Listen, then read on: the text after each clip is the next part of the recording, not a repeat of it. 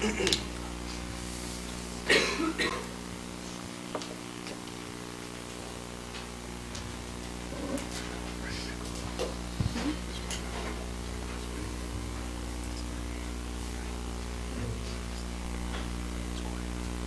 ahead, Brian. We were just waiting for you. It's good. Start now. Go ahead and call the USD 489 Board of Education meeting for Monday, February 6, 2015 to order. First item on the agenda is approval of the agenda. I would actually make an amendment to the agenda to move item 3, which is audience participation, to right after the consent agenda, which would be item 9. Second.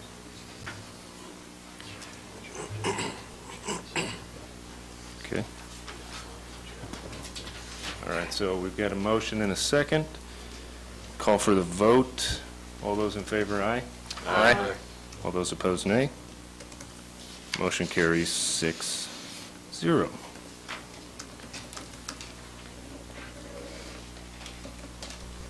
Up next, we have school spotlights. Dean, do you want to take the lead on that? Sure. I have a couple things I want to announce, and the first one is the high school boys basketball team manager, Jacob Houghton, was selected as outstanding basketball manager at the Colby tournament. I don't know if you know Jacob or not, but if you don't, you need to get to know him. He's just a very, very good young man and does a wonderful job, and that was quite an honor, and I know he was excited as all of us. So we just wanted to congratulate him. On March 3rd, we have a couple elementary schools that will be celebrating the Read Across America campaign, and O'Laughlin, I know, will have students dressing as their favorite characters. And at Lincoln, they'll be eating green eggs and ham and green yogurt with, I think, a vanilla wafer. Also, a couple teachers I want to recognize. First of all, Melinda Cross. Is she in the audience anywhere? But she was selected as the Student Council Advisor of the Year. Quite an honor. And the legislators will honor her on February 24th, recognize her accomplishments, but I wanted to congratulate her and bring that to everybody's attention. And the other one is one of our counselors, Donna Lubbers, earned the Covenant Builders Hometown Hero Award.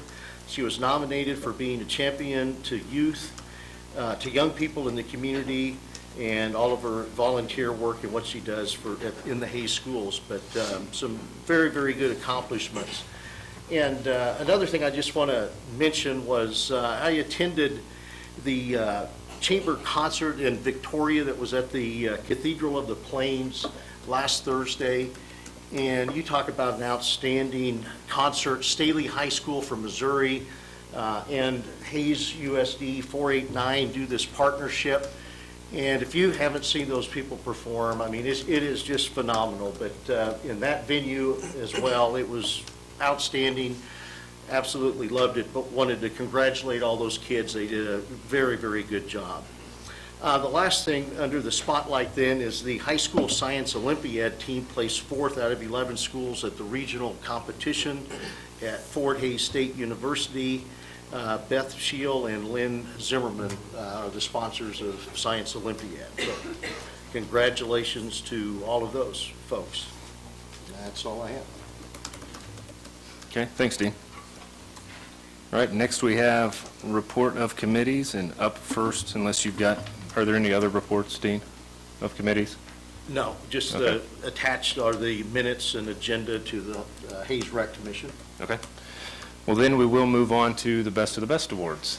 And again, I'd like to thank everybody for submitting those nominations. We went through those again. We had a number of them. And for many people, or anybody who doesn't know really how this award kind of started, was recognition of staff and one student who continually go above and beyond every single day at school, after school, whatever it is, to not only improve their lives, but the lives around them. And so we want to go ahead and recognize again this month, for the month of February, 2 winners, 1 staff member, 1 student, for their commitment, innovation, and really driving the district forward. And so our first nominator, Mrs. Elaine Rollletter, would you step forward and announce to the crowd who you selected?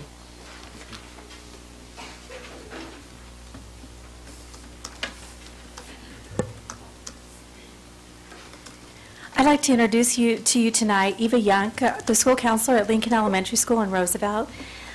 And Eva she's just one of those people that just brightens the entire school. She has served as Lincoln's counselor for the past 20 years, and she even started our program. When we hired her, we did not have a program, and so she started our program from scratch, and she has developed a first-class program that truly makes a difference in the lives of all of our students. She's a caring and positive role model, and every day I'm amazed at her ability and her enthusiasm for counseling and her love for the children. She conducts classroom lessons, handles individual and group counseling sessions, and is our student council sponsor. She's always ready to pursue new avenues that provide opportunities for kids to grow and to build self-confidence. The Student Council program is an example of how Eva works to instill leadership skills, responsibility, and compassion in all of our students. It's evident when Eva arrives in our building, the line of students waiting to see her for counseling or just for some TLC is endless. She uses her lunch period whenever she's at Lincoln to eat with students. And, you know, I just think that's such an awesome thing. She uses this time to talk about any issues that they may have or just provides them with a little extra attention. And, you know, to give up your lunch period every single time you're at Lincoln is just, it's awesome. The kids look for those little sign-up notes, and I'll see little kindergartners in the gym sitting, huddled around on the floor, and they're all working to write their names and their friends' names because they all want to eat with Mrs. Young. So it's just really neat. You know, all students deserve someone who will encourage and believe in their abilities and their potential, and one who will celebrate their achievements, and Eva is this person. She makes the school a special place for the kids, and she is one of USD 489's best of the best. So I'd like to introduce to you Eva Young.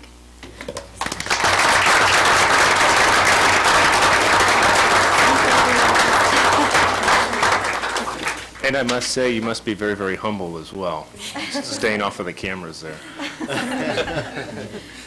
Well, congratulations. If you'll just stand right there, we'll go ahead and announce our student winner for this month. So, Miss Delagos Haynes, would you please come forward and announce who you selected for the best of the best for the student? Good evening. I selected Michael Ploutz. We call him Mikey at the high school. He's an awesome young man, a junior. He's part of the chamber singers that Dean spoke about earlier. He has been involved in the musicals at the high school and very, very much enjoys music and dance. He's had opportunities to go to camps in Florida and in Colorado.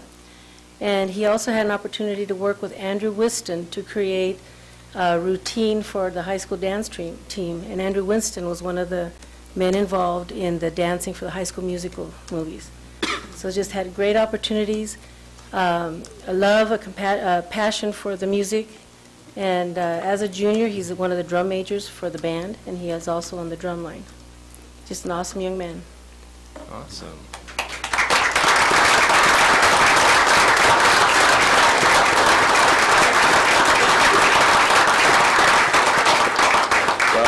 Mrs. Young, and if I can call you Mikey, is that okay? Would you please come forward? If you want to just start down here, we'll all shake your hand.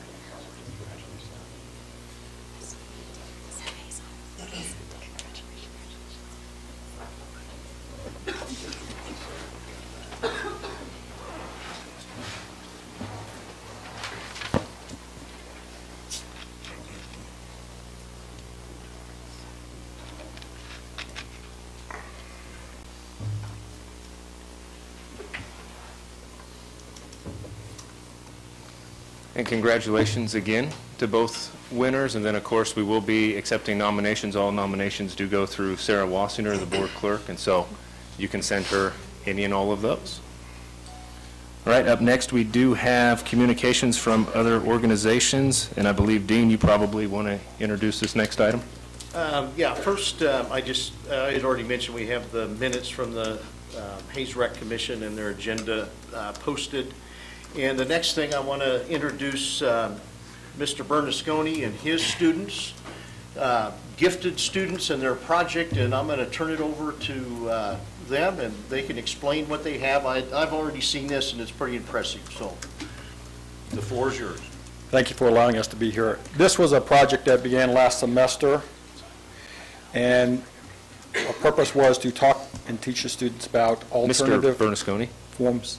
real quick, could I have the student, would the students come forward Yes, with you? yes, and we, yeah, come forward.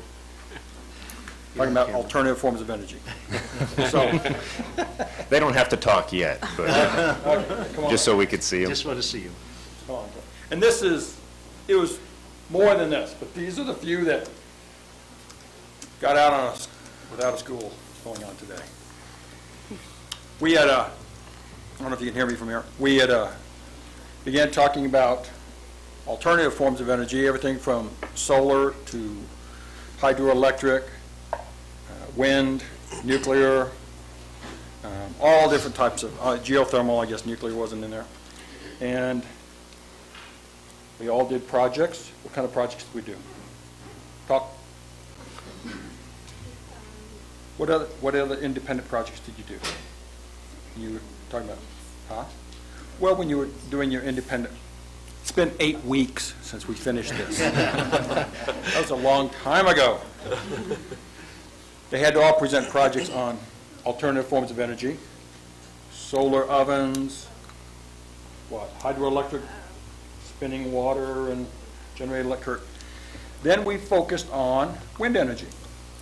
Who has the blades? Somebody go grab the blades. What do we do with the blades? You want to talk about blades? No? Brittany? Talk about blades? Talk. You don't have to be too shy. Come on, we got a few minutes. Just talk a little bit about blades. What do we do with them? What does this show? The different kinds of blades that we all made. Okay, and what do we do with them? We had a competition and like chose which one lifted the most and which one had the most speed, and chose the best one. And then what do we do with it? Then we put it on the windmills. The little wind turbines? Yeah. And then for what purpose? To make energy for a town. To the microphone. Yes, make energy for a town. So then the accumulation of the project was to create a little town. Now that we had a blade design and we had some wind towers that would generate current, we bought a string of Christmas tree LED bulbs, tore them apart because they're way cheaper than buying them online. And what do we do with them? We put them in the street lamps and in the houses in our town. And who did that? We did. Okay, who was we? 8th graders. Yeah, the 8th graders did that. What did 7th graders, 6th graders do? Melissa? Okay, speak loud. The 6th graders, they made most of the houses, and yeah. Okay, and then what? You got it all hooked together. And when the fan comes on, it's going to blow all these people's hair. But then what happens? And the town lights up. And the town lights up. So are we creating energy? No, we're transferring it. What are we transferring energy from? The wind. To the electrical energy, we're converting it. And that was our project, and we just wanted to come share it with you today. Well, very Anybody else cool. want to say anything? Kind of quiet. Came a long way. You can say hi to mom and dad through the microphone, Wave. just like a football game. Why don't you introduce yourselves real quick? Anybody want to introduce themselves? Go. Talk to the microphone. I'm Calissa Boyle.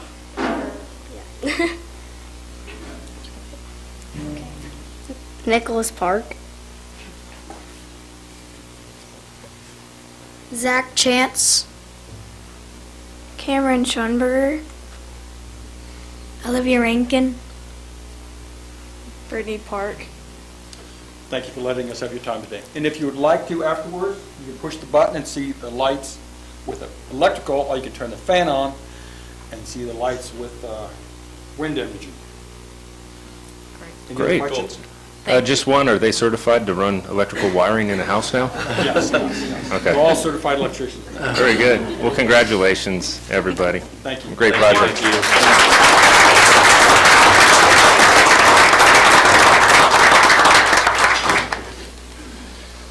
All right, thank you, Mr. Bernasconi, and all the students. Great work. We had already discussed the HRC January meeting agenda and minutes, and so we'll go ahead and move on to report of superintendent. I have a couple of items I just want to bring to your attention. We have kindergarten roundup just around the corner. That is going to be March 3rd at the high school cafeteria. That'll begin at 6:30. We're trying something a little different this year where we're going to have everybody come out there. All the principals will be there and go through the information with everyone and start to sign up that way. The next thing is we have our USD 489 preschool. They are also doing their, I'll say, roundup, but that'll be in the lecture hall at the high school on March 9th. So we're in that time frame to where we are pre-enrolling and getting all that information together, and looking forward to that. Those are the only two reports I have at this time. Dean, can you repeat on March 3rd? You said 6:30, and that's in the lecture hall, or where was that at? That is in the high school cafeteria. High school cafeteria.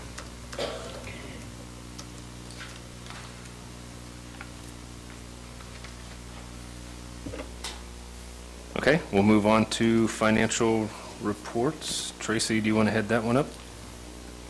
Attached is the January financial report, and I broke out the certified and classified salaries as you had requested, and adding more detail almost doubled the amount of exceptions. So on the report is any line item that has a variance of 3% or higher over budget. Thus far, we've expended 48.6% of the total budget through January. And the general fund and LOB, I thought we wanted to probably look close at that too with potential cuts from the state. We've expended 48.8% of the general fund and LOB together. On the capital outlay, we still have around $700,000 to collect for this year. And on the leases, we're looking at a $400,000 for technology lease for the next 5 years we have on there.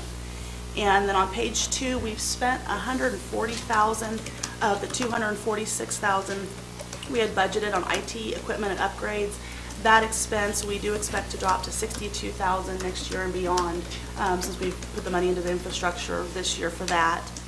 And we've spent $115,000 on scheduled and unscheduled repairs in the building. And then we also have listed the $304,000 budgeted each year for the 5-year busing plan, and also $420,000 for roofing.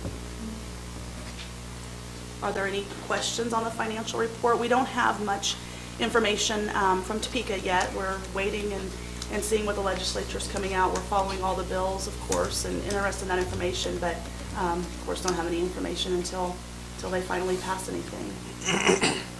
Did you have anything to add on that, Dean? No, not really on the state budget. I mean, we are all waiting to see. The last I read, even as of this afternoon, there isn't anyone that has any more information. Legislators haven't given any news or anything out on block grants. The governor hasn't given any new information, so we will wait and see what comes of that. No new information. A couple of questions I had. Did you have something else, Dean? Oh, go ahead. It was something other than the budget. Go ahead. No, go ahead. Oh, one of the things we had talked about previously, and I'm not sure where we're at currently on it, but as I looked at this at the work session, we have, when you look at technology, there's various different locations under the capital outlay budget for that. Some of that, are the copiers part of technology? Are they not? The accounting system, would that fall under that budget? We have the technology lease for $400,000. We have the equipment and upgrades of, and then the district software. and then there's salaries that fall other places as well. It would be nice to be able to see all of those as one cost center. Okay. Just so that way we could see total that we're spending on technology. Okay. And then on the 5-year, I know that the capital outlay is projected out for the next 5 years, but some of the things we've talked about, and I guess it kind of falls into the bond issue, but a lot of those repairs, whether it be boilers, HVAC, mechanical type things, whether or not a bond issue is ever put forth, whether or not it passes, those issues are still going to remain. And it would be nice, much as we have a transportation and roofing long-range plan, somewhat of a technology, that we also look forward for those, especially as we get to a point where we're going to start spending and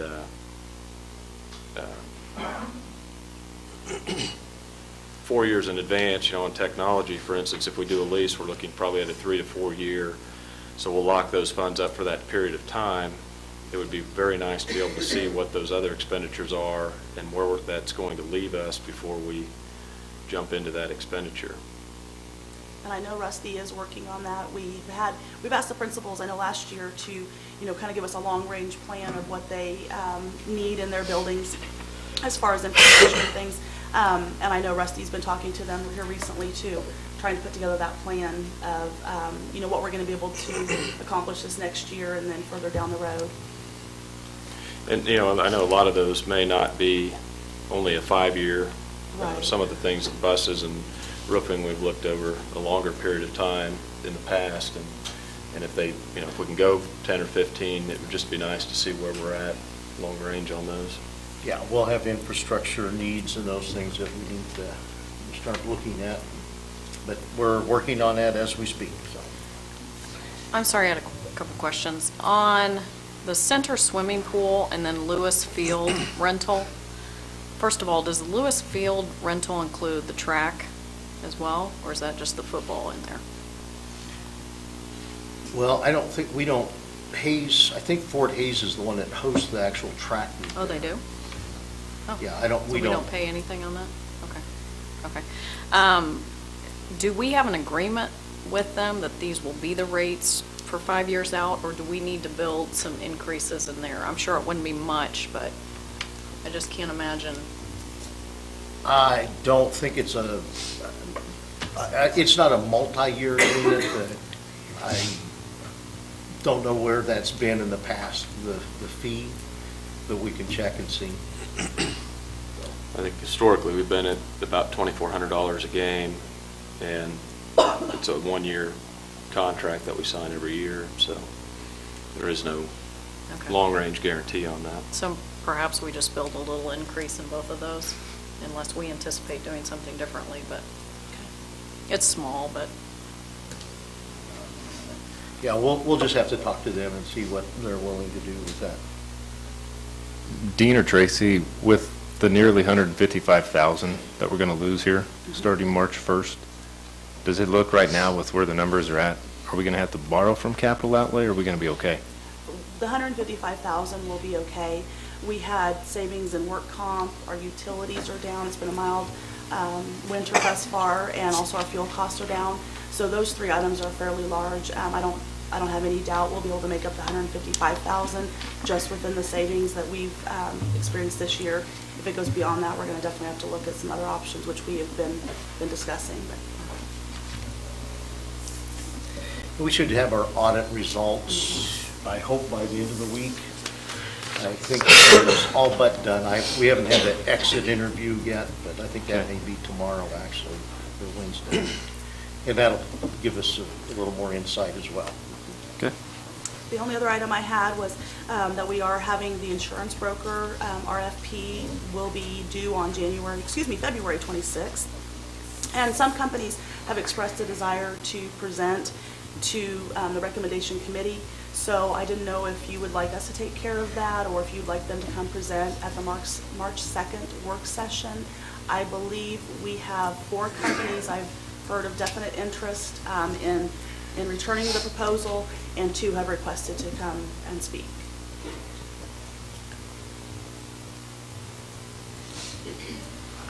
I would like to hear the presentations. That's one area we don't have to select the lowest bidder. Right. And so, obviously, what they have to say might. What we had talked about is having them come on March 2nd then. The work and session. The work session. Yeah, the work session. And that will be here. We'll get to that later in the agenda as well, but that'll be here. And have them do their presentations at that time then, so. I'll get those scheduled. Any other questions?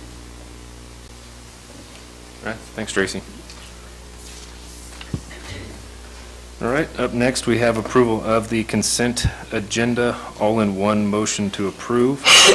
These would include the work session minutes from February 9th, 2015, the board meeting minutes from January 19th, 2015, financial reports, which includes the clerk's report, investment report, petty cash report, the personnel transactions, the O'Laughlin principal appointment of Shannon Damel, and the approval of bills in the amount of $2,791,567.20. Is there a motion to approve? I make a motion to approve the consent agenda as presented. Second. Okay, we have a motion by Board Member Rankin, second by Board Member Lang. Any discussion? Call for, I'd just like to congratulate Shannon Damel for selected as the new principal at O'Laughlin. Congratulations. All right. I'll go ahead and call for the vote. All those in favor say aye. Aye. All those opposed, nay. Motion carries 6-0. Okay, now on to audience participation, which is probably, while most people are in the room here, this is the first and only opportunity to address the board. And if you saw so, I do believe we'll probably have a number of people coming forward. And so there were some recommended guidelines on the table back there, which would include basically board members just here to kind of hear concerns. And then with number of people speaking, try to limit to about 3 to 5 minutes. And then also to please state your name when you come up to the microphone. So at this time, we will open it up to audience participation. Well, hello. I am Christy O'Borney, and I am the Vice President of HNEA this year. And on behalf of HNEA, we have acquired 44 books from the Kansas Reading Association, or Kansas Reading Circle, and we have presented those, excuse me, we presented those to Mrs. Affentrader because they are young adult books, so she has put them in the middle school and high school library. So I'm just here to let you know that that is something that we did. The total amount on those books was over $800 that we have, we attained those and then have donated them to her libraries. So. And our middle school and high school students are really enjoying them, as am myself, so thank you very much. Yes. Thank you. Thank you.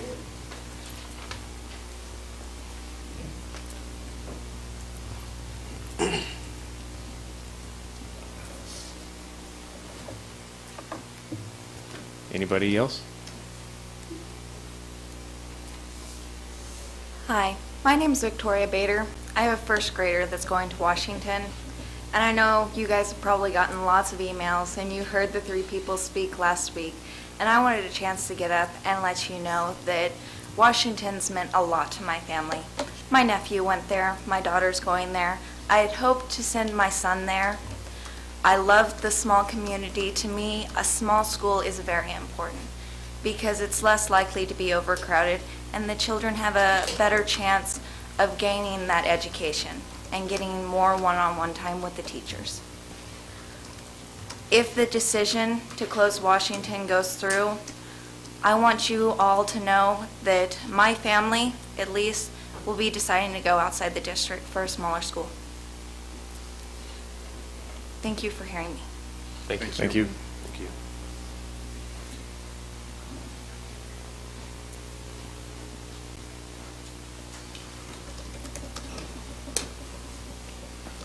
My name is Roger Hanhart. I'll start off by acknowledging that I'm not an expert in the matter of whether you should close Washington or not, but there's some things I want to say about it. My wife spent 17 years as the Washington School Secretary.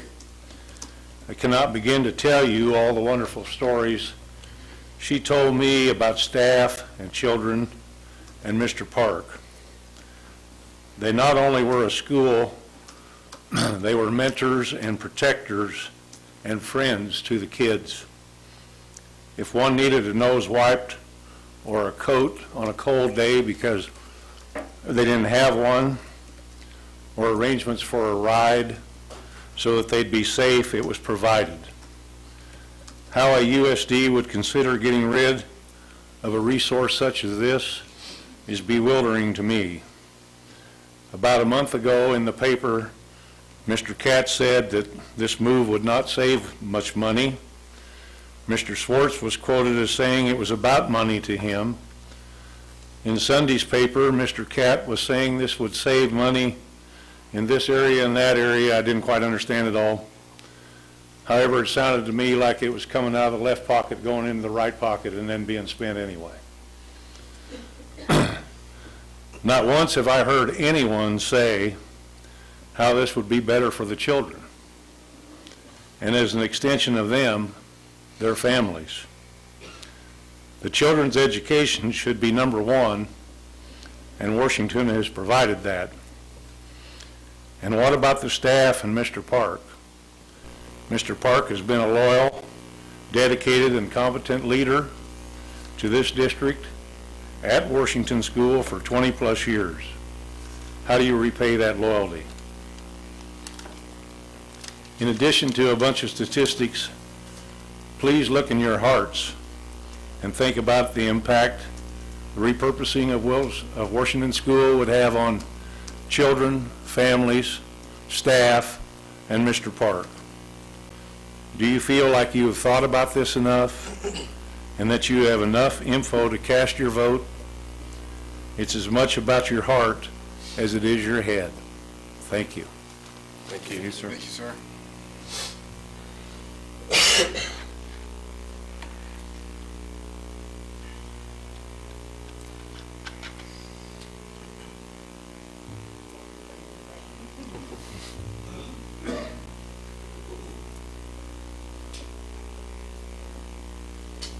I didn't prepare a speech, but I'm a parent of Washington students. Ma'am, would you state your name, please? Pam Pearl, sorry about Pam. that. My husband's also a teacher. I'll tell you a story about three little girls that lived on a farm southwest of Antonino. Never went to preschool or nursery or Head Start, but they went to school at Washington School. Those three little girls went on to attend a very large school down in Texas. We moved down there, and my husband taught down there. For 2 counties, there was 1 junior high and 1 high school. Now, these 3 little girls attended school at Washington where there's maybe 9, 10, 11, 12 kids. Received a very, very solid education. Moved down there to a large school, very large school. The high school down there, my daughter, there was over 300 students in her senior class. She graduated 5th in that class. Went on and became a dental hygienist. My middle daughter is now 8 years in the Coast Guard, has been asked to become an officer and go to officer school. This is from a small school. They received a very, very solid education. Reading and writing and arithmetic are the 3 R's. That was built upon there at Washington School. I think some children learn better in a smaller scenario, in a smaller school setting. Some have the ability to learn in a larger school setting. But to deprive these children of this choice, I think is not right. You need to give them the choice, large school or small school. That is their right. And that's all I have to say. Thank you very much. Thank you. Thank you, ma'am. Thank you.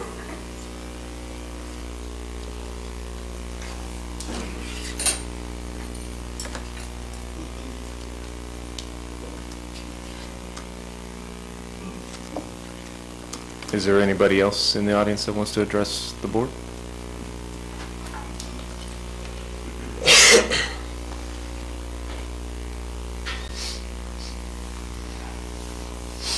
Okay. I do appreciate everybody that did get up. You had one more? Victoria Bader. Someone was going to be here, and obviously they weren't able to make it. And since nobody has brought this up, so forth, I wanted to mention it. A lot of families have been very concerned because they have already started trying to look into it if Washington closes, how their multiple children are going to go to school. And they keep being told that the schools can either take one child or the other, and they're finding that they don't know what to do. If they have more than one child, are their children going to be separated into different schools? I mean, parents that already have kids in high school and kids in elementary, that's more than one school to drop kids off and pick them up. And most parents that do live in town, no matter their income or home setting, are not being helped with buses.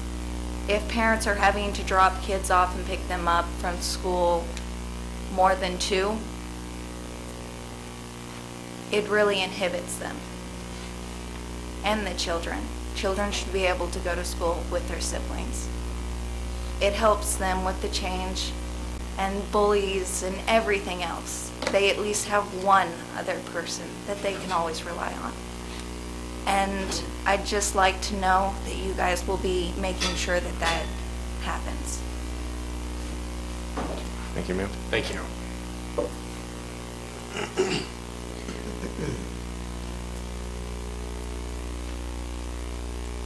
Okay, anybody else last time want to address the board? All right, so again, thank everybody for getting up in front of that microphone and addressing us with your concerns, and hopefully here, next item, we'll be able to answer some of those questions for you. Thank you. All right, we'll move on to item 10, under old business. Item A, repurposing of Washington Elementary School. Dean, I know you've got a slideshow, so I'll let you go ahead and introduce that. Yeah, we'll work through this PowerPoint presentation here, and first of all, just talking about some of the benefits of repurposing the school. And what we say by repurposing is moving the Early Childhood Connections program classes into Washington and moving the K through 5 classes then into the other school buildings. Benefits of that, the collaboration right now with a single unit school, there's only one teacher per grade level. Collaboration obviously is very limited in that sense. By having the larger schools or more teachers in there is going to really benefit that a great deal by just having someone to talk to and work on at the same grade level, and other areas as well. Having multiple sections will allow more flexibility of scheduling for special services such as library, PE, art, music, technology, ELL, support services, and all the other things that we offer. Right now, I mean, we are stretched, to say the least, with all the cuts we made last year on trying to cover all of those different things, and that's how our teachers receive plan time. And having those more consolidated is going to make that more efficient and be much better as far as scheduling, more time allowed for some of those services, and again, be a big benefit there. It'll increase efficiencies, and a little bit later we'll look at a slide of what it costs to educate a student in a smaller school compared to a larger school, and it's pretty substantial, the difference in the cost for each one of those schools across the district. It will benefit the Early Childhood Connections program. Right now they're scattered throughout the district, and they will be consolidated. We will be able to track their expenses, and actually they will be picking up the expenses of the building and doing a lot of things that way, and allow us to move our other students into other schools, and again, have more services and opportunities for those students. Some things that we need to remember, most of the services at Washington are in the other schools. The other evening, it was mentioned Donuts for Dad and some of those programs. They may not be called the same things, but every elementary school has different programs for parents, for kids, and those things. And I know that those will continue to be available at other schools. They may be called a different name. All of the grants that Washington receives, we will continue to apply for all of those things. And every year, it's a year-to-year process whether we are selected for grants or not.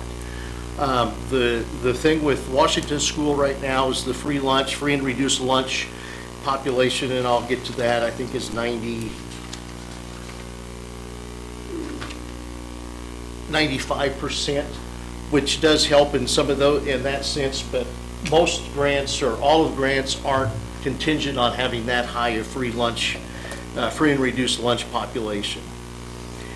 We have been very, very conscious of the transition into the other schools. Actually, Mr. Park is going to be the transition coordinator for that. We have done a lot of legwork and looked at the student populations, rolling numbers up from kindergarten to first and so on, and to see where we have space available. And I couldn't agree more that we need to look at families and make sure that we do everything possible to have those families attend the same school.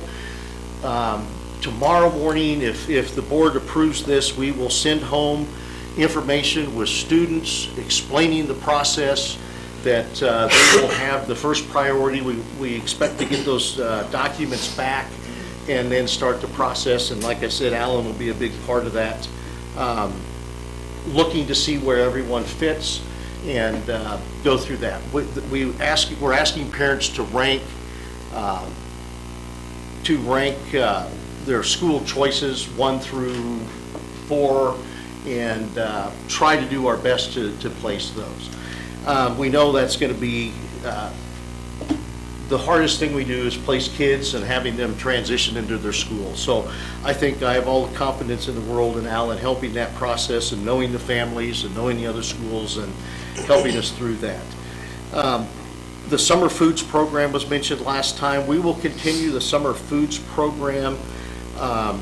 Right now at that school, it just depends where the need is after that. And it's again, that's something that we have to apply for every year. The gifted kids that were here, they did meet in Washington, but we can have those students meet in any other building in the district. A question keeps coming up on financing, whether we'll lose money with ESOL students, migrant students, title services, at-risk students, or free and reduced, or actually free students is what we get paid for. Those funds are generated by the student, not the building. So every student, regardless of what building they attend, we will still receive the same funding for those students. So we will not see a decrease in our funding because of moving them into other buildings. Let's check my note here.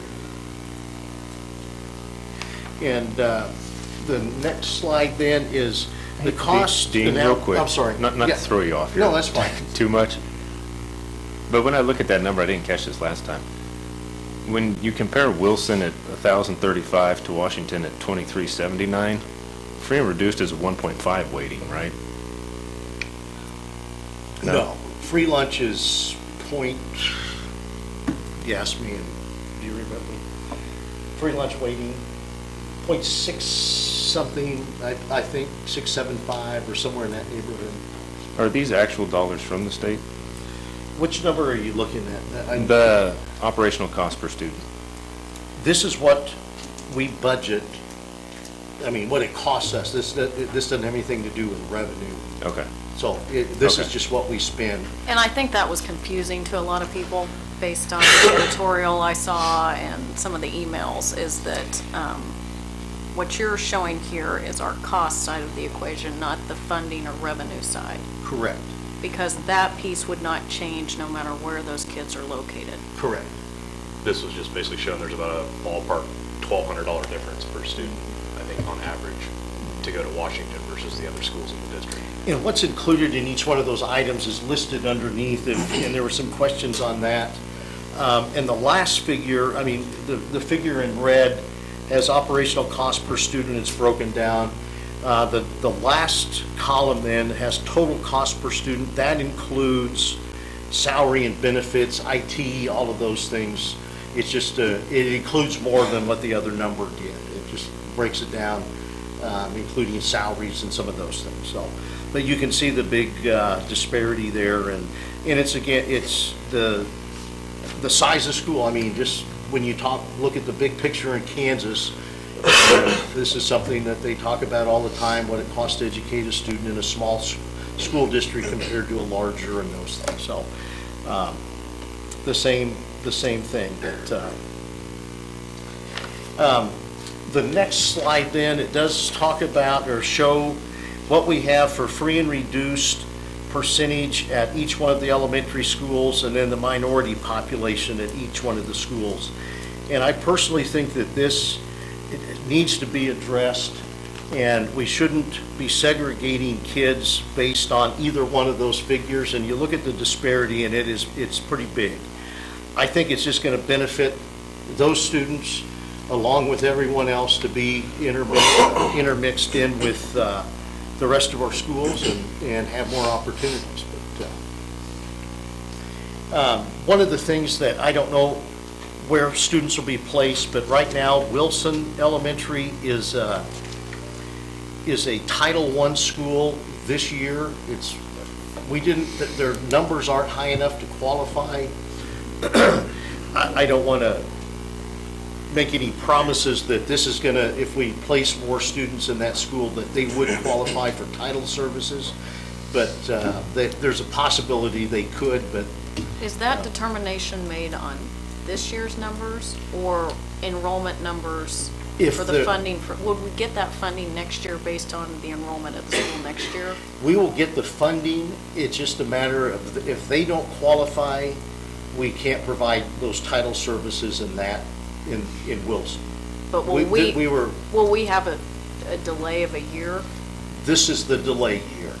Oh, so we're not receiving it this year? They didn't qualify. They didn't qualify this year. But you have to do that every year. So in the future they may, and we would continue those services.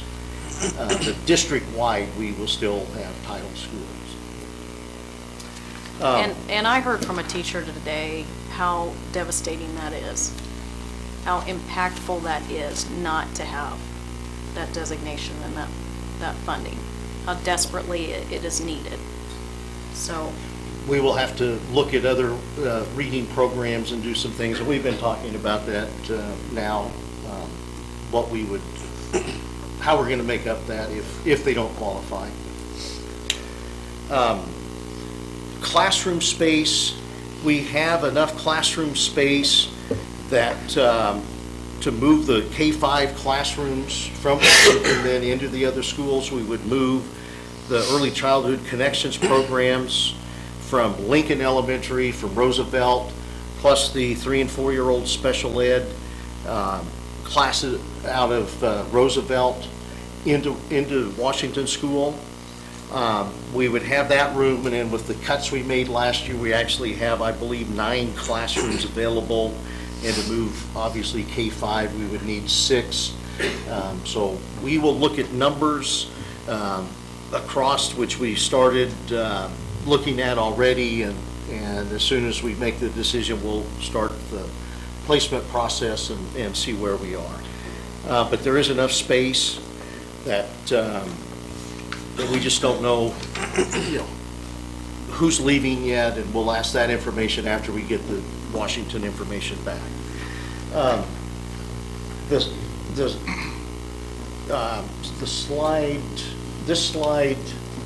the one here. Well, the estimated cost to do the things that we would have to do to Washington is somewhere in the $50,000 range. It shouldn't be any more than that. Obviously, we have to bid the project and do those things. It's a one-time cost. The estimated savings then on the next slide would be $243,000, over $243,000 ongoing. Again, the Connections program would pick up a lot of these different utilities and those types of things, where it has custodial. They're still going to need a custodian. It's just a matter of if it comes out of their budget or ours. I think we have 1.5 custodians down there now. Almost every position on here we are currently looking for. I know that the chances of everyone there having a position to go to are very high right now, I would say, because we just have turnover in about every one of these areas. So, but that's the projected savings, then, the over $243,000. And we didn't include everything, some of the smaller supply items and some of those things in there. So, the floor plan, I mean, you can see where every one of the classrooms we're talking about would fit.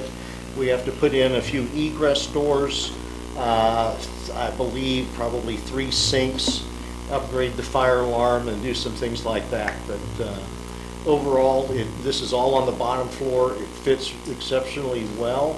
Upper floor would be offices and used to house the early childhood program. One other thing that would be a plus is the office space that is used at the high school for early childhood connections would be moved down there as well, and that would give us an opportunity to expand our preschool program that we currently have, the USD 489 preschool program. So that's another plus, obviously, and that's a self-funded program, but it provides a good needed service for students. Timeline, as soon as we make the decision, which, I mean, obviously is coming up here in a little bit, we do have the transition plan ready to roll out. Tomorrow morning we have letters that would go home, press release. We have everything in place to start that process, just ASAP, and try to make that as smooth as possible, and go through all the options and address the concerns that parents have, and go from there. That's my presentation. Okay, thank you, Dean.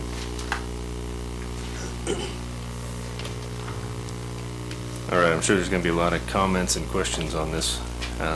So let's go ahead. Before we start any discussion, is there a motion on the table?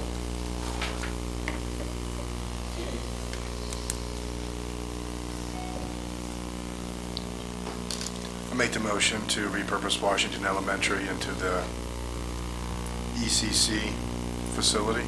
Second. Okay, we have a motion by Board Member Waddell, second by Board Member Bickle. Open it up for discussion. Questions, comments? You know, in looking through this and listening to everything Dean said, you know, while the money is obviously important, and we're looking at possibly a total savings in repurposing the school of, looks like about $250,000, that's obviously nothing to sneeze at, and it's definitely something we have to look at.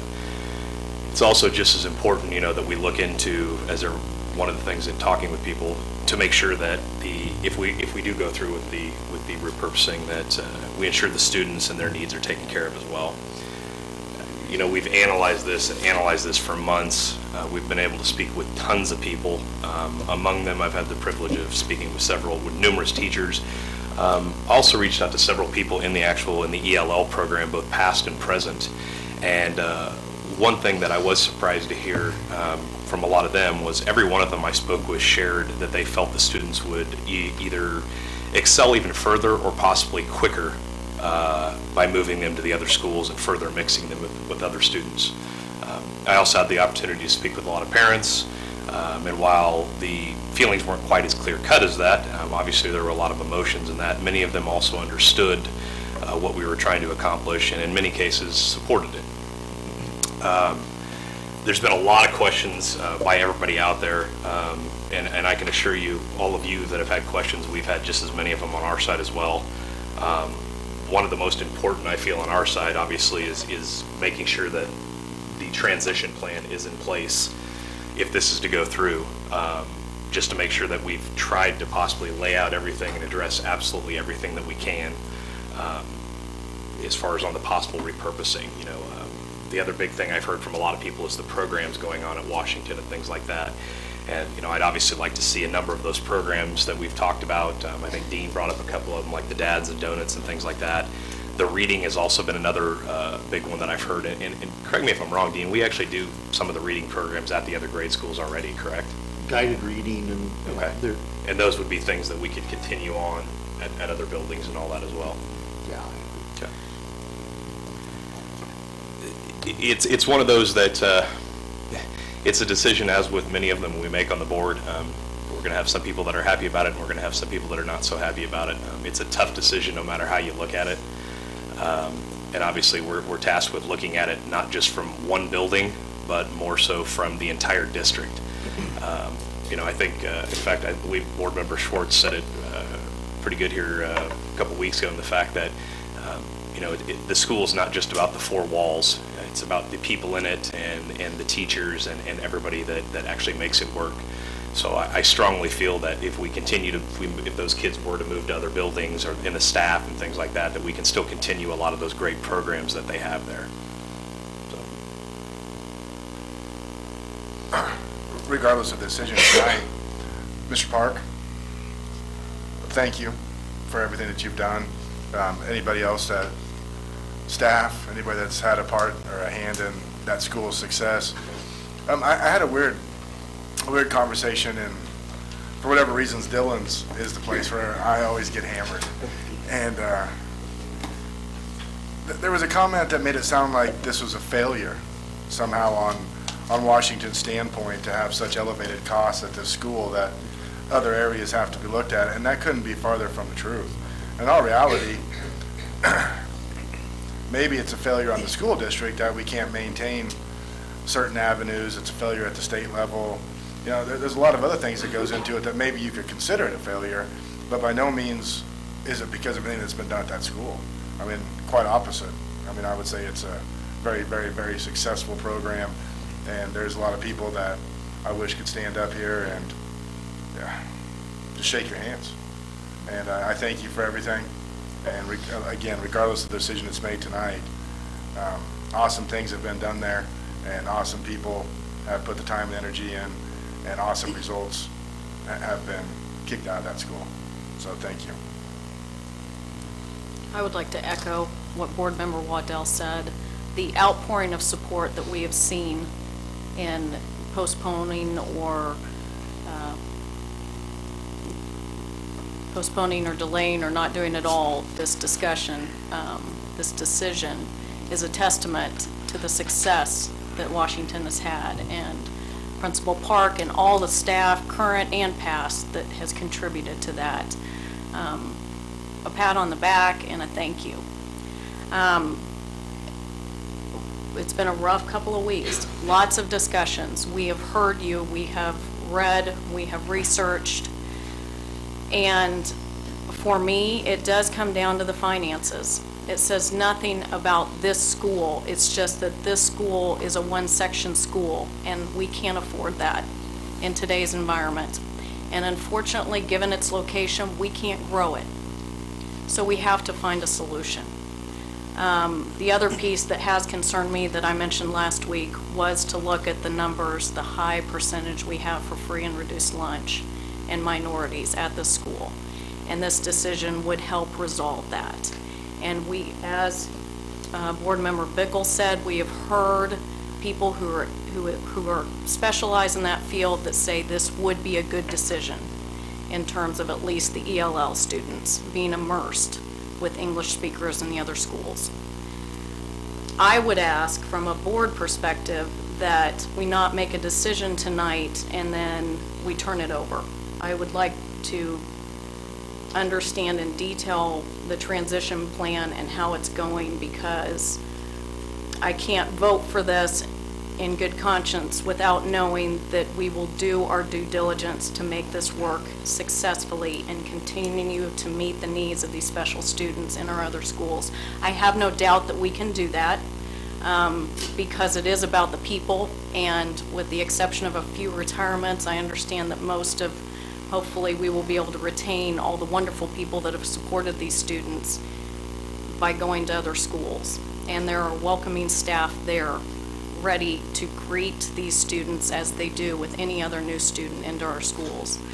I cannot argue with the arguments about a small school. I would love if all of our schools were one-section schools, but the economics are not there for us to support that. And it is our job to look out for all students in this district, not just those at one school. So this is a difficult, difficult decision. And I cannot go home tonight thinking that I'll have made the right decision, but based on everything that I have heard and seen and read, I do feel that it is the best decision at this time for our district.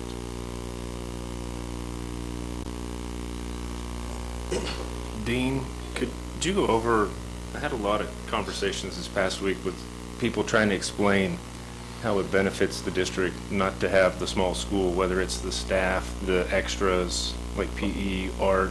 Can you explain the benefits to the school district? If Washington were to close, what opportunities that would open up for some of the other schools with having full-time nurses, or at least more part-time nurses, counselors, all of that?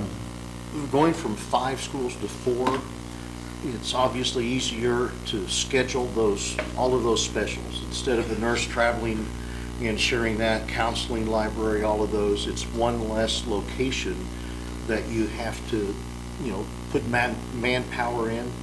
I think that benefits everyone in general, and just having students integrated into a larger school benefits them as well as the staff, the teachers, to be able to collaborate and work together in those grade level areas and do those things. I mean, that to me is a big benefit. What is the current split? Because when you first came here, we had a big desire and a big push for more time with counselors, more time with nurses. That was one of the things we discussed, was the nurse is never there. We've got so many people that need medical attention that we can't provide it, and we can't provide any services for counselors either. And so would this basically make those positions then it would half help. and half? We're far from where we need to be, but yeah, it would help the situation to where they have one less building. They would be in a building, whatever the assignments are, more. But yeah, we have made all of the cuts in the past, and we didn't. I think you guys may have cut nursing before I started here, but we didn't add any. Same way with counseling, we did cut that, and there's a huge need for it, and it would benefit that.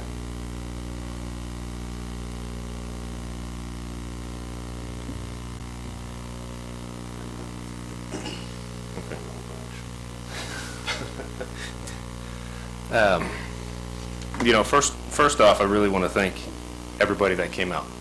And Ms. Sharon Lycum, you've definitely went above and beyond. You've gathered another, I'd say 30-some signatures there, well over 150. Okay. Well, I do appreciate everybody that did put their name down, because that does mean a lot. And it shows you really how much this school does mean to this district and this community. That school's been there since 1928, I believe, is when it was built now, and you can correct me if I'm wrong on that. But it has. It's provided a lot of great educational success, and it does take quite a number of resources. And I guess one of the positives, if you can call it a positive, of that is Greg and I have been on the board. Greg's been on longer than I have, but we've seen, this isn't the first time we've discussed Washington Elementary. We continually watch the state every single year just keep slicing and slicing and slicing, and I don't think it's a big surprise to anybody that there isn't a very anti-public education movement out there from there. And so when we look at this, we have to take into effect everybody in the school district. And one of the biggest, scariest things is change. And I'm sure there was a lot of change going from the one-room schoolhouse to a school where we had multiple grade levels. But it was a change that we as a community looked at and said, we'll get through it, and we'll make it better than what it is. And I see this as really one of those opportunities to, again, say as a community, as parents, as grandparents, that our children, our grandchildren will know no different. All they're going to see is they're going to see a new building. They're going to see some of the same faces that they've always seen, and we'll create better opportunities for them. And so I agree with many of the other board members here who have thanked the staff and everybody at Washington Elementary for their years of service. You've made a very large impact on kids' lives. And at the end of the day, that's what we're looking for, is that impact. But unfortunately, at this time when I look at it, really with where the state's going in budget cuts, we're looking at the entire district as a whole. I would love to keep the single grade level building around, but unfortunately I can't foresee it at this time.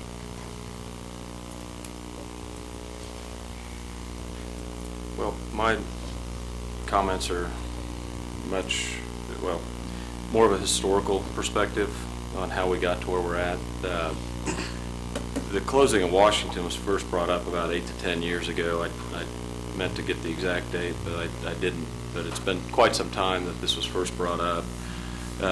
No action was taken at that time, and nothing was discussed that was brought up in conjunction with the closing of Munger at that point in time.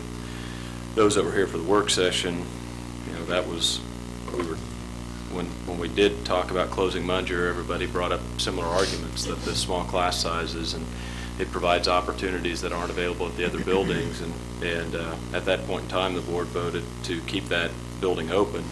The next year the principal retired and everybody pulled their kids out of that school and it closed anyway.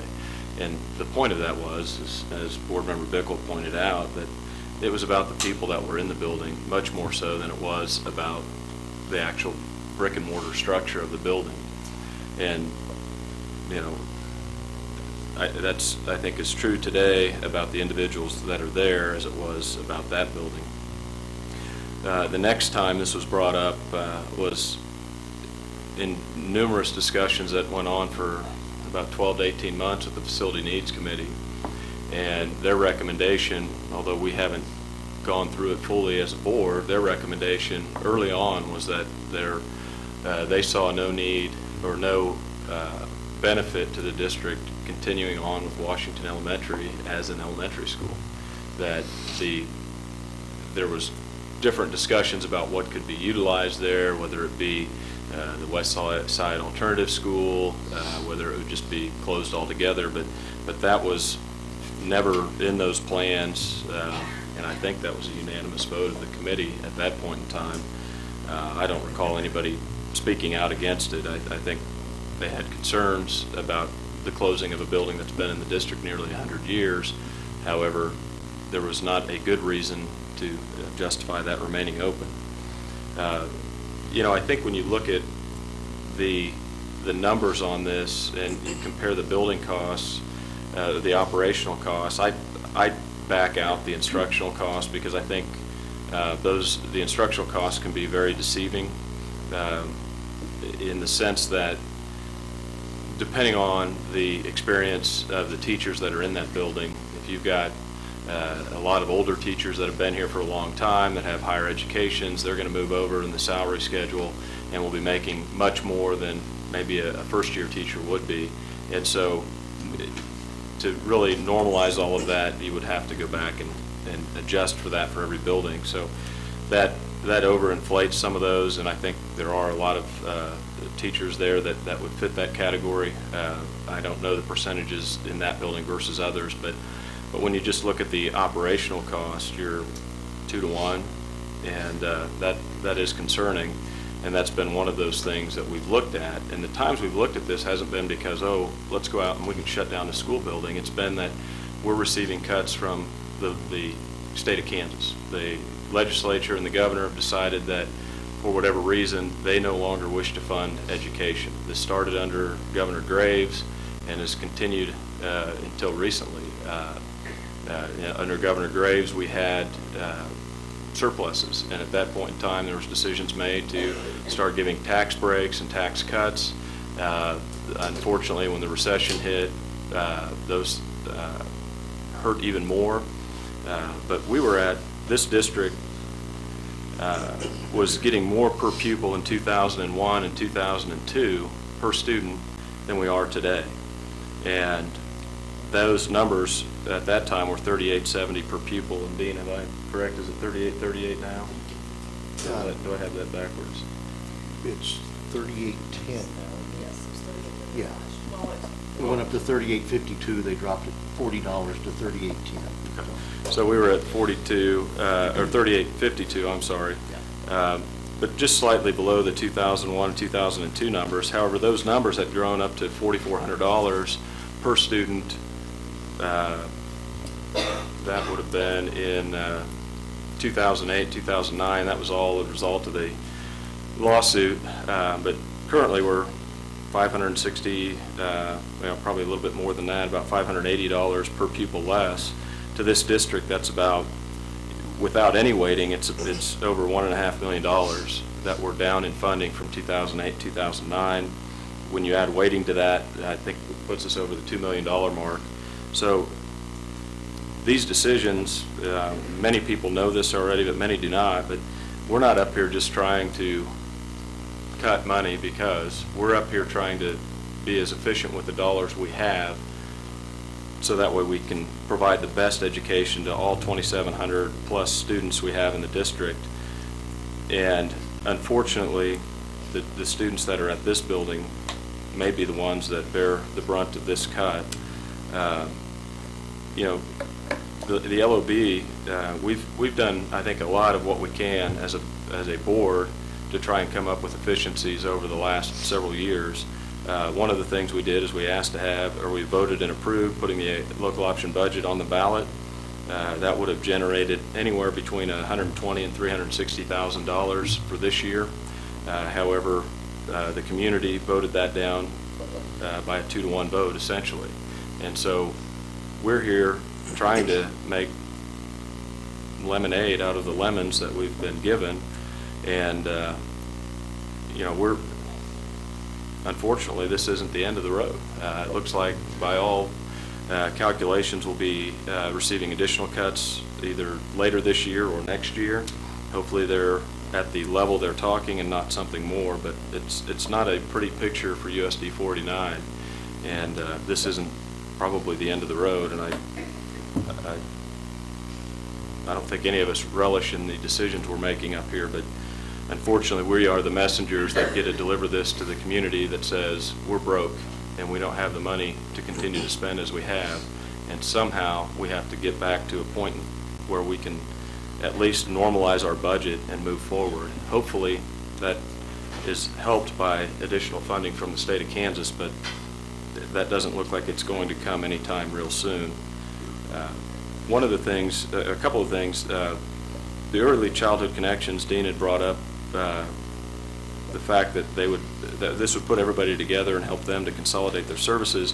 In many districts, these are services that are often together. Our district, for whatever reason, years ago, decided we were going to break them up and put a classroom in each building, and that was a decision that was made at that time. But it took classroom space away from classes in those buildings, and two, it took and divided that up. So if we put all those back together, and they often then pay for their own services, which is what we're proposing to do here as well. That's kind of the history lesson I guess I have. The only thing I would echo is Board Member Rankin's position. I was here when we did close Kennedy Middle School, and at that time the anticipated savings were $1.5 million, and at $1.5 million, it made sense to close that school. When we got to the end and the number was about $220,000, and we had no plan and nothing we could point to, I was against the closing and did ultimately vote against it. I think we need to move forward and move towards the closing of Washington, or the repurposing of it, but I want to make sure we have the plan and all the facts and details in place. And so I would be in favor of voting in favor of moving towards that direction, but not making a final decision until we have all of that data. And that's where I'm at.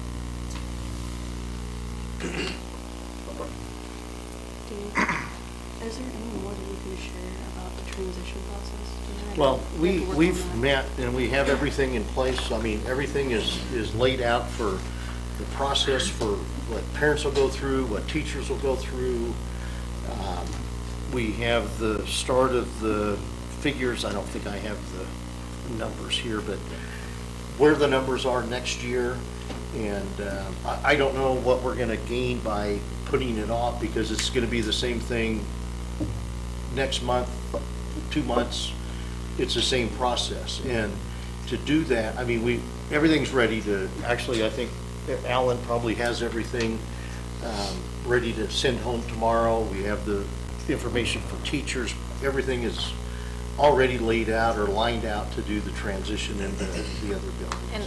And perhaps I misstated this. I'm willing to vote on this tonight and get the ball rolling. I just, on good faith, we need the administration to make sure that we are kept abreast of the transition, that it doesn't become a sub-bullet in a work session a couple months down the road.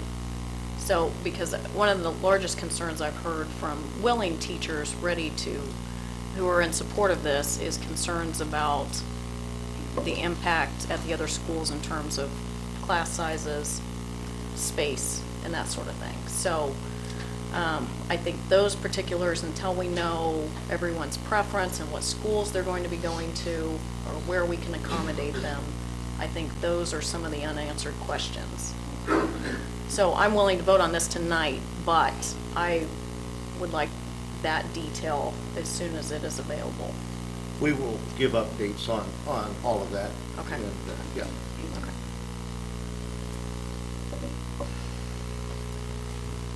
If no vote goes tonight, then basically there's no choice of school. Would that be correct?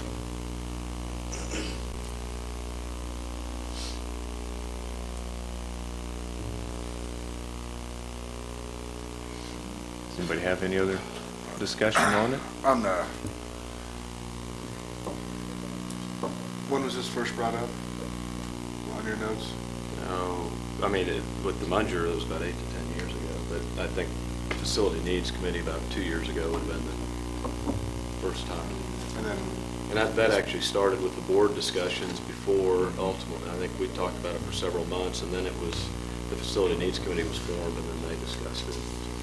And then we seriously started discussing back at a work session in October. Okay, say in the fall.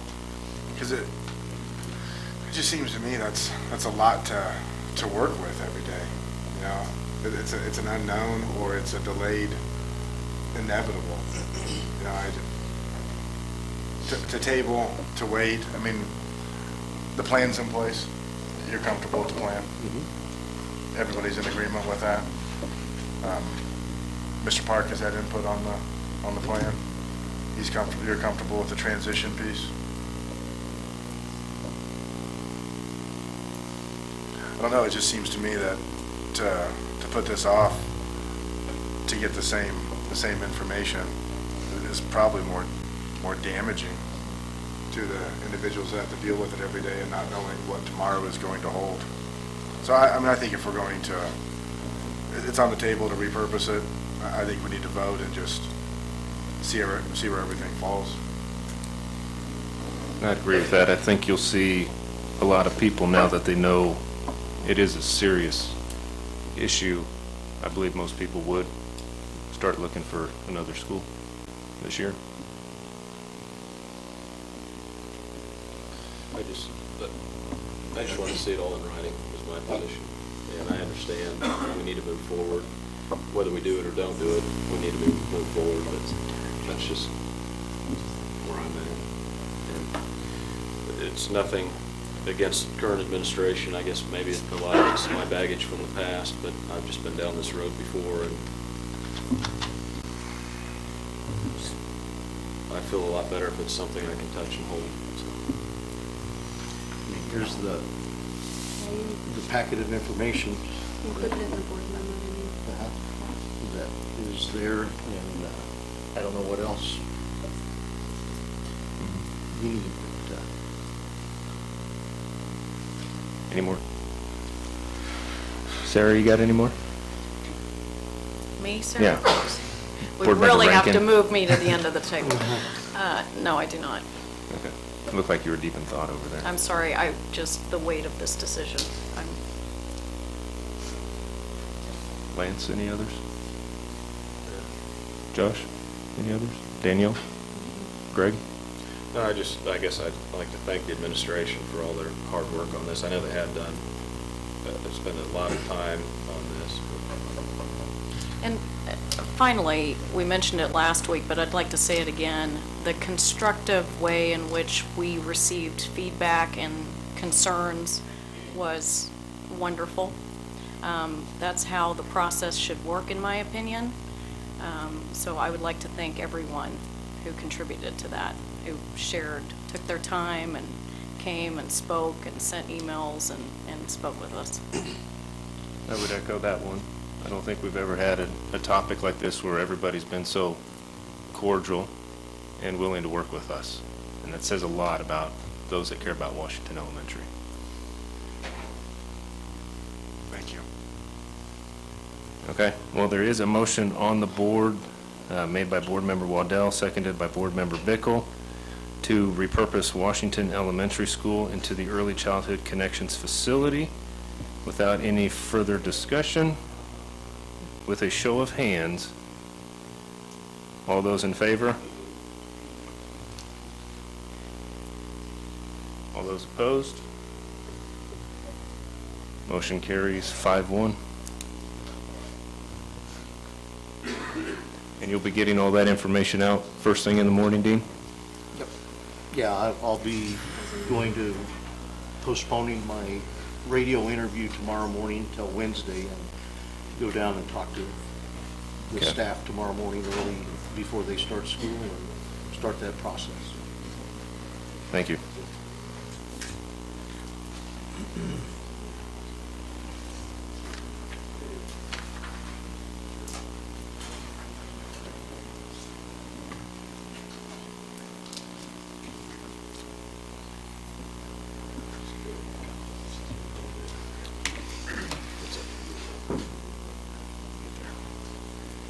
Okay, we'll move on to new business, and again, I do appreciate everybody coming out and showing your support for Washington Elementary.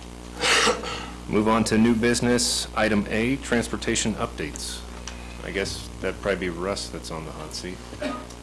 Well, what we're asking is your approval to sell the activity bus that we had discussed at the work session, 2001 Prevost. There's Russ. No, you are. It's you. You were hiding behind the pillar. I couldn't see you either. And I guess if they approve that, you have someone that's going to look at the bus and. Yes, yes, willing to write us a check for it. And then we will, after that, look at replacing that some shape or form. And we'll have to bid that process, even if it's a used bus. Russ and I are working on that now, but first step is to approve the sale of this bus. Okay. So that's the only decision before us tonight? Correct. is to sell the bus, okay. And can you share again what you thought you would get for this? What? I have an offer on the table if it is what it is when they come see it, $72,500. And that was the price from last week, too? Yes. Okay. Are they aware of the issues we know about it? It's kind of as is, as they stated, so, but... But it just concerns me, because if they see the same things we did, that number may not be anywhere close, right? Yeah, they're looking at the overall. Their main concern is the engine part of it, hooking it up to the computer, and we're confident that that should not be an issue. And have they seen the bus? I'm sorry? Have they seen the bus? No, not yet. Just pictures of it. I took pictures and video of it. I mean, it's a nice looking bus in good shape other than underneath. For what we feel is, in our opinion, safe. Yeah. So basically, we would just to be approving it, if they came, checked it out, and it was Yeah, good to go. I'm just asking for the approval of to either, I was looking to trade it off and find an equal bus at this point. I have a pretty good offer on the table to purchase the bus outright, and then I could use that money then to purchase another bus. We are currently not using the bus? No, Okay. not right now. So if we take action tonight, would this happen fairly quickly? Yeah, they're waiting for a phone call tomorrow morning on your decision. Okay, before we get into any more questions, does anybody want to make a motion on that? I make a motion to approve the selling of this activity bus. Okay. We have a motion by Board Member Rankin, second by Board Member Waddell. Now we'll open it back up again for discussion. Maybe I missed it. Are you saying that you have another replacement bus selected? No, not yet. It will have to go through the bidding process. And it's going to have to be the yellow bus again, is that right? I was looking at two options for like a multi-function activity bus, which is a school bus, just not painted yellow, but dressed up with activity seats and stuff. Or is another, those are hard to come by, finding a good used one. And then the other option is just finding a used school bus we could use as a activity bus.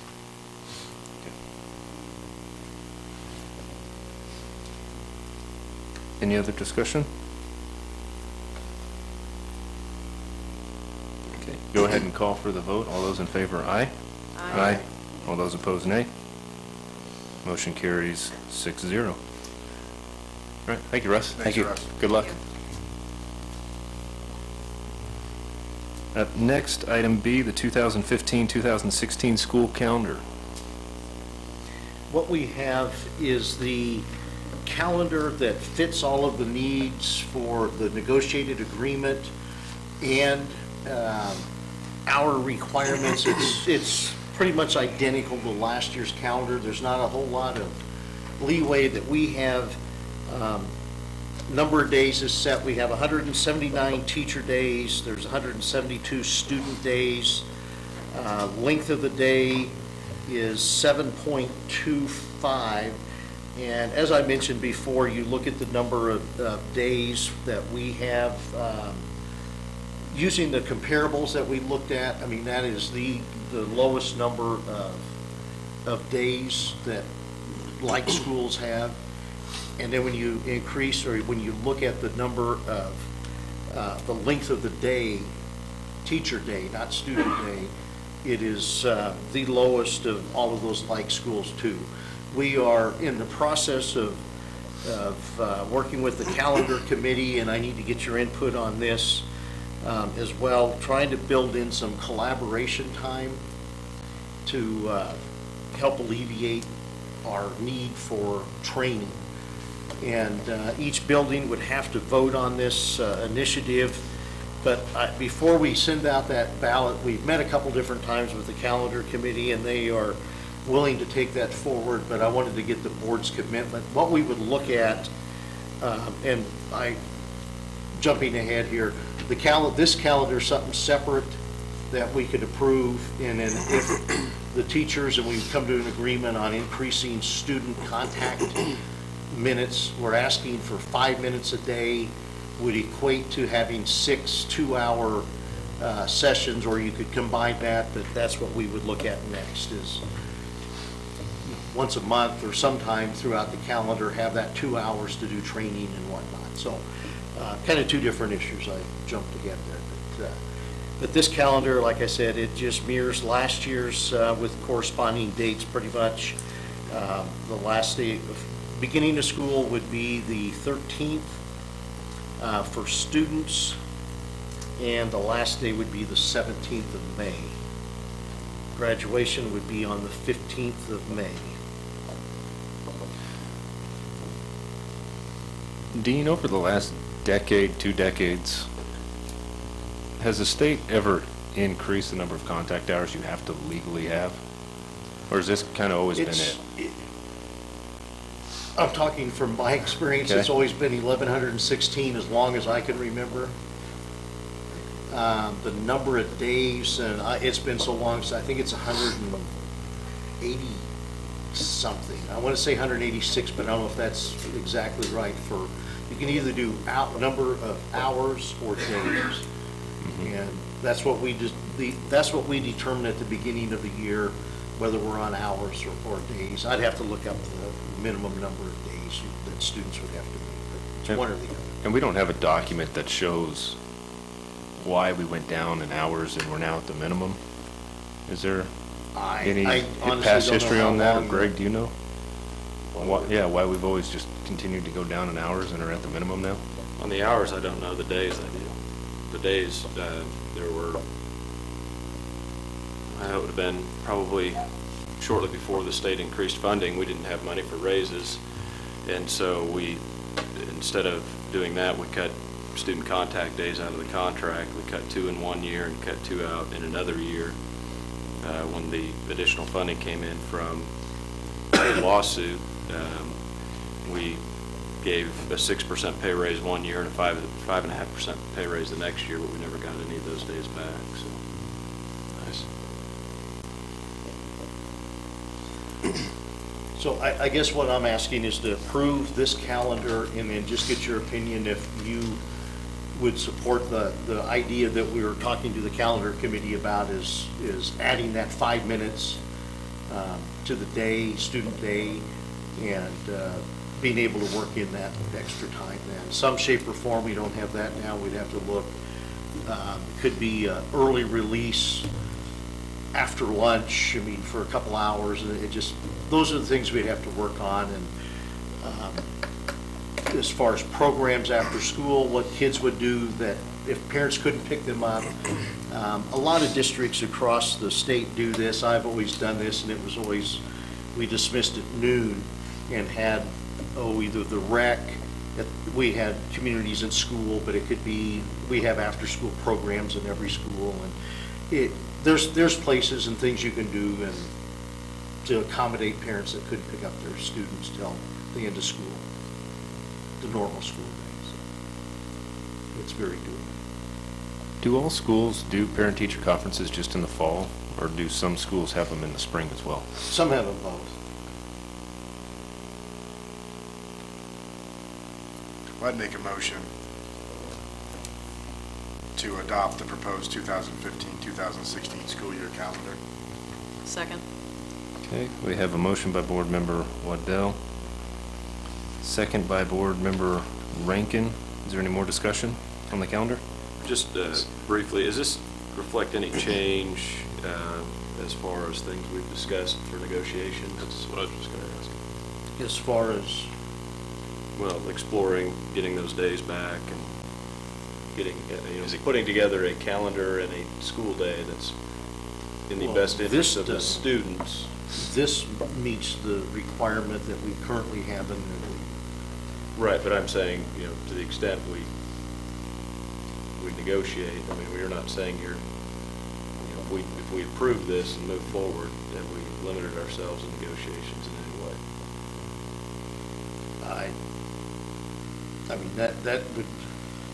If something changes, can we change it? That would preclude us negotiating something different.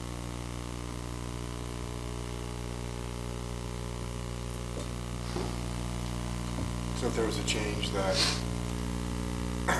allowed for us to go back and revamp our school calendar, that can still be done? And I guess, Bill, I would ask too, is my understanding, we can go change this at any point in time up to the start of the school year, essentially, correct? Yes.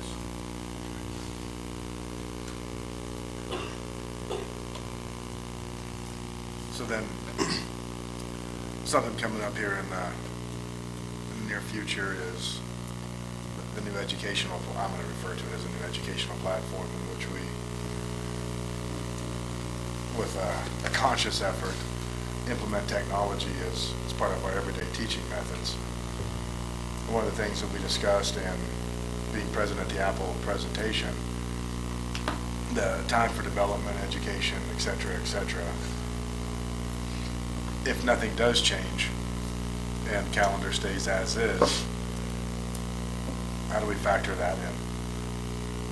it's going to be difficult, and an expectation would probably fall on, we'll do what we can, obviously, but time after school, before school, just kind of on your own, we would provide the trainer, whoever needed to do the training, but it would be much more difficult, obviously. We're going to have to do some of that. Sure. I do.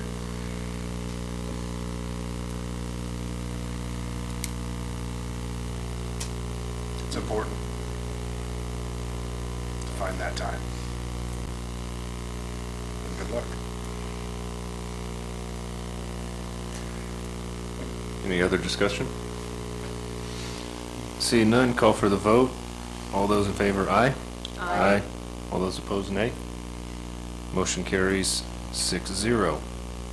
Item C, summer school and driver's education fees. Dean, are you taking the lead on that one? We had talked about this at the last meeting, and if you look at the attachment for summer school fees, I think driver's ed, we are all in agreement to leave those as is, $300 for driver's ed. And that does cover all of our costs for driver's ed, correct? Yes. And summer school then, we had talked about this and added at the bottom here, option 5, which is $50 per half credit for free, the students that are on free lunch, 100 for reduced, which we currently are, and full pay is 100, out of district 200. The estimate, of course, you don't know how many students you have, but estimated revenue would be $7,500, and this costs us $8,314, so that's about an $814 difference in what is anticipated to be generated and the cost. If I understand right, that 83,1440, that's if we have 2 students, or if we have however many students, that's basically what we're paying. If we have the teachers that we have in the past to accommodate English and math, yeah. If we had 2 students, we wouldn't have a program, but yeah, I know what you're saying. So there is a minimum then? I don't know if we have a minimum in the policy. Do you, Mark? No, I mean, you. No, but we try to get the student names and numbers in early enough to be able to make those facts decisions. Right. Okay. We need to adjust it based on where we Gotcha. Do we need to separate these for the sake of making a motion?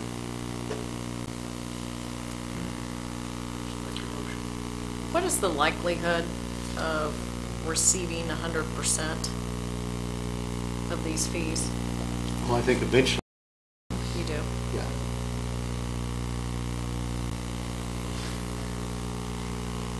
On the driver's ed, are most people that take driver's ed, are they from the school district, or do we have a lot that come in from out of our school district? Most of them, I think. Almost all from Yeah.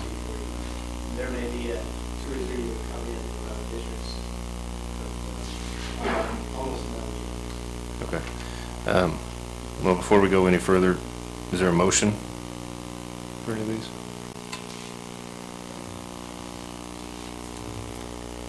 Okay, I would make the motion that we approve option 1, which is the summer fee cost schedule, as well as approved driver's education fees remain at $300.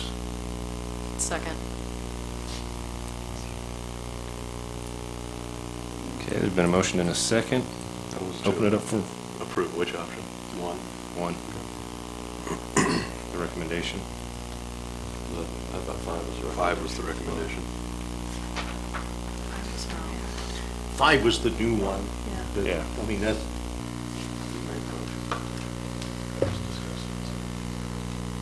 Okay, well, yeah, let's open it up for discussion then. I was going off of option 5, I guess was my assumption.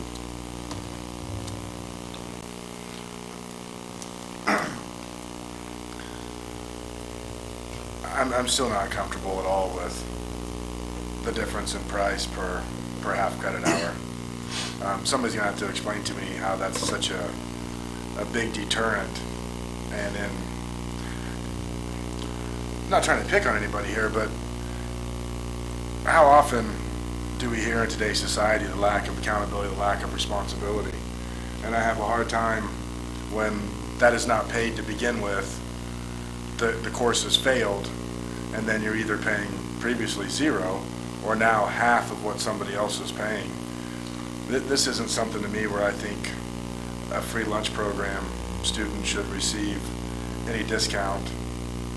I think everybody should pay the same. And looking at the cost to go elsewhere, we are still less than those costs. Not trying to take away from graduation rates, and Marty, maybe this is a time that I need you to stand up and answer this. Do you really feel that graduation rates are going to take a hit if a full price was paid? I know you're all the way in the back, but I appreciate you. Just move some chairs. Making that track. Weaving.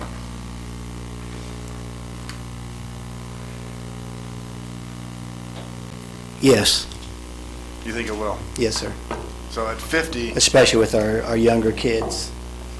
You know, research will tell you if you allow a freshman to fall behind in credits their freshman year, their likelihood of dropout is about 6 times. No, So- but do you feel this increased cost for free and reduced? I think that this could be looked at. I of course like option 5. I understand your points, and I just had seen.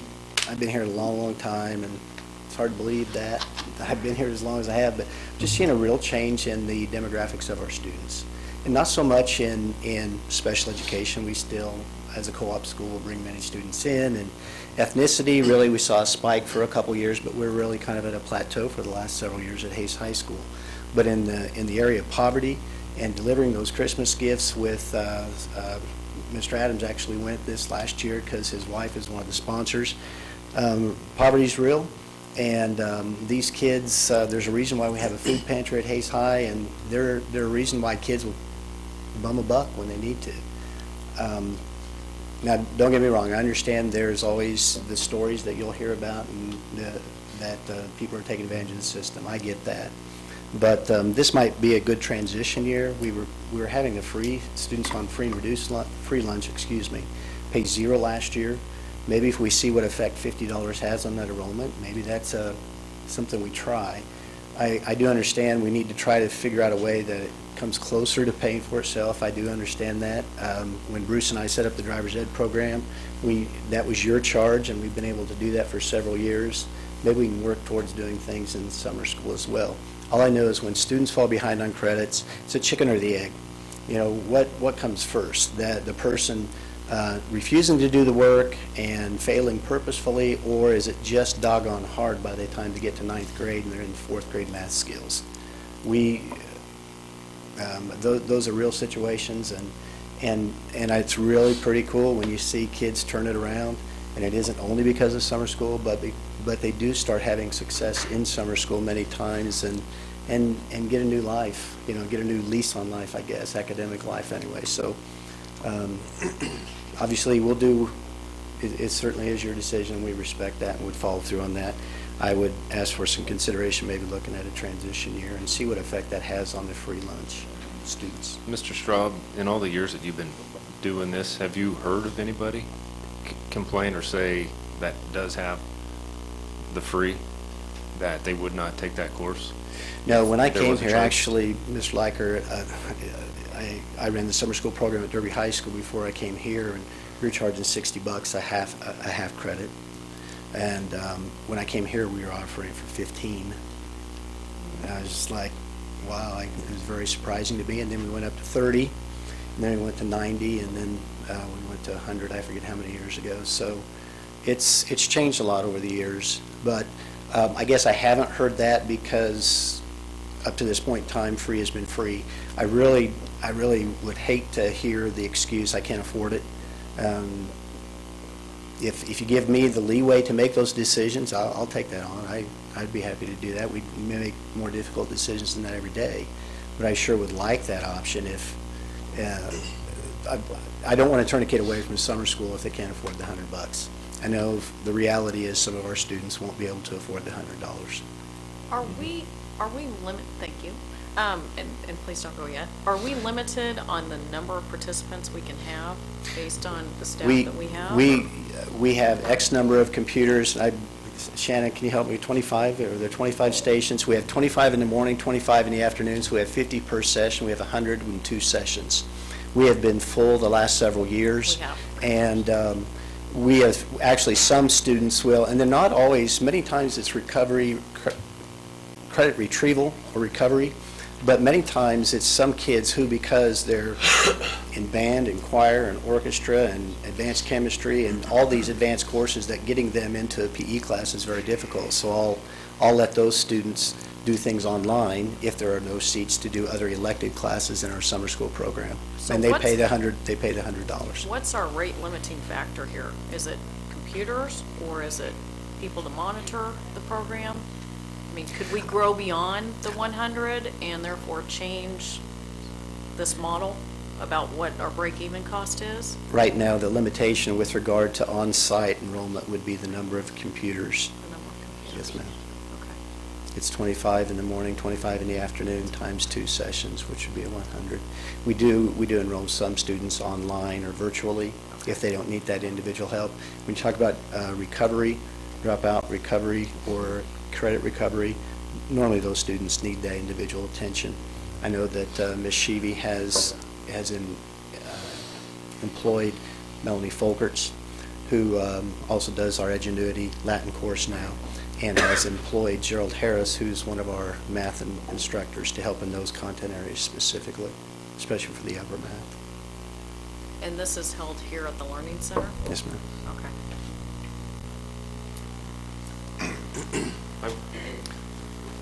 What separates out, remind me here, the difference between free lunch and reduced lunch? What is the difference there?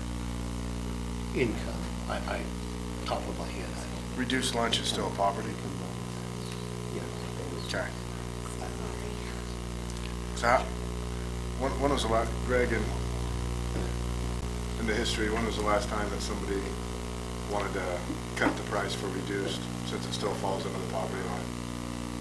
That we wanted to cut the cost. How long has it been at 100? I couldn't tell you. It's been quite a while. Quite a while. I guess a decade or longer, huh? Is it that Yes, long? I think so. And how many of those students are not taking their summer school credits because of the $100 fee? We'd never charge a $100 fee for the free, so No, for the reduced. we stay after them. You know, we try to collect it all. I heard it. I asked Anita the other night at the work session. She said she still had $600 to collect from last year's term. So that's really, you look at it, it's probably over a 90% collection rate so far. Okay. But I heard her say $600. Well, and they can still use the state set-off program, so anybody that files taxes, she might get the rest of that this year. We've done that, and quite honestly, most of our parents are, when you hear our secretaries and the difficult conversations we get into, you appreciate the value of a quality secretary and the kindness. But they always get them to sign. They get them to sign something, even if it's $5 a week, and the kids usually bring it in. And we just treat them with dignity and respect, and we usually get our money. My position on this is, I was happy you said option one. I know you didn't mean to, but we just told 117 kids and their families that we're going to close that school and move them because one of the reasons is it's too expensive. And you know, I know all the kids that go to summer school aren't just the ones that messed around during the school year, but there are a large number of them that didn't do what they were supposed to do in the school year, and therefore they need to take it again. It's difficult for me to subsidize something like that. There is the foundation available. They do have scholarships, and they can assist those students if they deem that they're, you know, somebody that just maybe has a tough time with a certain subject and needs the extra time with it. But I mean, I think with the current schedule and the guided personal study we have at the high school, if somebody wants to get the education, there's numerous opportunities, and the teachers are willing to help. So I will be voting for option 1. What I like about option 5 is it's somewhere in the middle. Going from 0 to 100 is a big jump. So it moderates that a little bit. It brings us closer to being able to pay for this in full. Not cover it all. Option 1 goes over and above. So that I don't care for. I think if our goal is to fund this fully with the fees, that's a good goal. But I like option 5 so that we can phase in and see how this year goes, see what the collection rate is on this, and see what the impact is to those that are affected. I mean, if we feel like this is a valuable service that we need to provide in our district to assist with graduation rates, then, you know, is that worthy of the, you know, less than $1,000 to fund it, which is what it would be with option 5. What was our summer school enrollment again last year? Does anybody know? Right about 100. About 100. So 1 out of 8 students are taking a summer school course? There's sometimes multiple failures in there. The student might be taking both math and English. We also will, it's to our benefit to try to get some out-of-district kids in because they pay twice the fee also. That, it does help financially and even balance our books, so. Because that's, I'm not trying to be argumentative here at all, but between seminar, GPS, before school time, after school time, then you made a comment that we've got freshmen at a 4th grade level. First of all, that just seems unbelievable to me. How do you get to 9th grade when you're still at a 4th grade level? Well, those would be outliers, Josh. I wouldn't say that we have a large number of those, but those students, you know, they need remediation, and it's a good way because they can self-pace on Edgenuity, but it's certainly not all of them. But it would be fair to say that accountability would not be a better option rather than just the decreased fee or lack of fee thereof for participation. Like, it's just so hard for me to grasp that holding somebody accountable. I have a hard time thinking that high school is so difficult that you cannot pass a class with everything that we make possible. Plus, are these like majority advanced placement classes where they're at the higher level and they just didn't get it? Or is this what you would call like the baseline curriculum classes that are not being passed? Normally the general curriculum. Okay. So show up to school, turn in the majority of your homework, pay attention in class. Study for tests. And you should pass. But if that little line is true at the bottom, 60% of this population is on free lunch, which means we have the majority of those have socioeconomic factors that are contributing to their ability to get to school, correct, get their homework done, and I wasn't that finished sort of yet, thing. but so would the reduced. It They would to a lesser fall in that extent, category. but the majority, I mean, I don't think we're talking about privileged kids here. It doesn't sound like, at least. No, but I'm not going to make a distinction that because somebody's parents make less and a kid is naturally smarter than another. No. I mean, it's about putting forth the effort. Right. And this is Hays, Kansas. No. This is not an inner city community where you've got more distractions with bullets riveting through your house. I mean, this is a little bit different situation. So I do believe that the reduced still falls into the poverty level. But that's only, according to this, that's 10%. What concerns me is the 60% of But this the number. 10% pays the full price and has been. And they are still in the poverty area. So why? Why in Hays, Kansas is 60% of the free kids repeating classes? You know, That's a tough research question. will show you that's not unusual at all. That it's a very high risk area, and that's why there's usually high risk funding for that, Josh. And you're right, it's not just at Hays, it's everywhere. Poverty does add a lot of characteristics that many of us don't experience. Can somebody help her, please?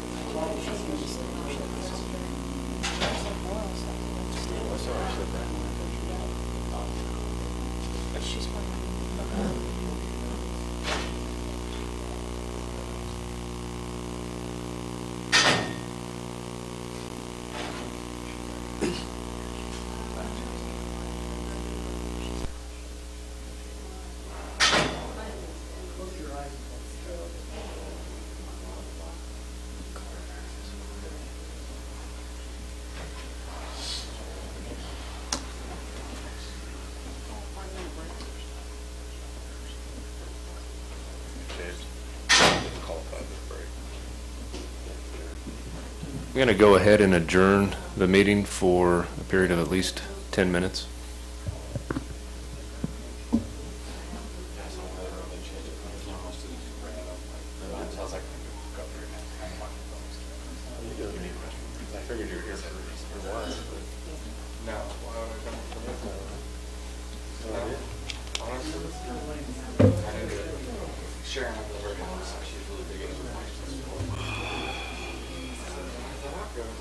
I've never been one. Show up like they do on Facebook. If they come and complain, I want to watch this, and absolutely nobody shows up and says anything. So actually,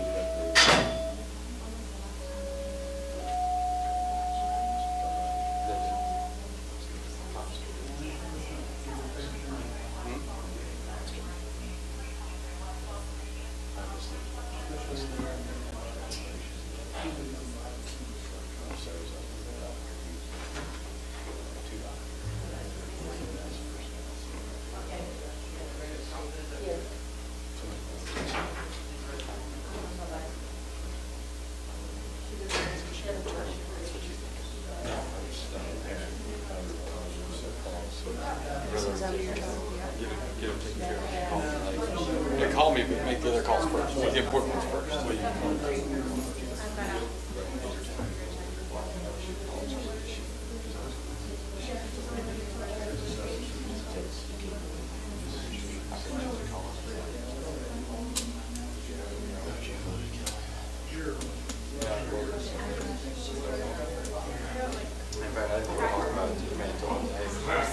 I made a comment. No, not really. She made a comment more about it. To me, it does. Like, I don't know, that's 50%. It needed to be changed into the rest of the school. She's like, I don't think that's ever. She's like, as a child, she was sucked. She went to school. She went to pushed to the rest of the school. She's like, it sucked.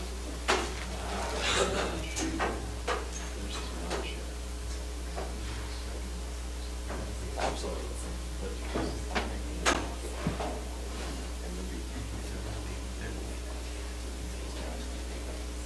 Right. But the thing is, at middle school, they get to come with all their other buddies. We're not used to separating them. But I'm all for both of them. I really was. I didn't get sharing that.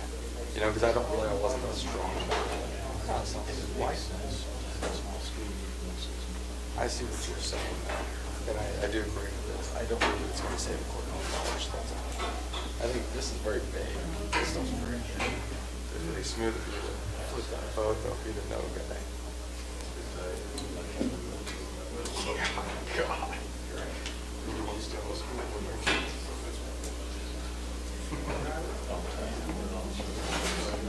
Yeah. Like you said, Kennedy was 1.5 because it turned out to be a quarter. Right.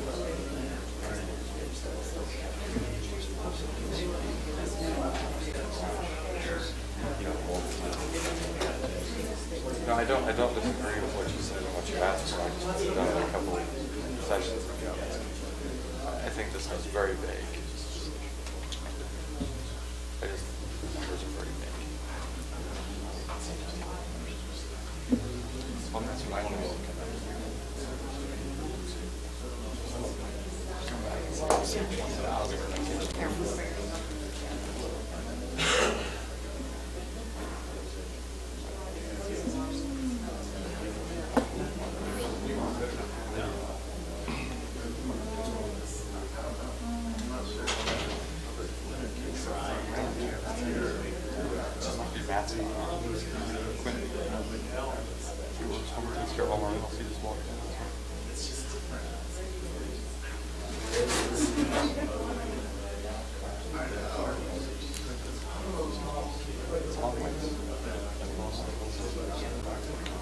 There you go.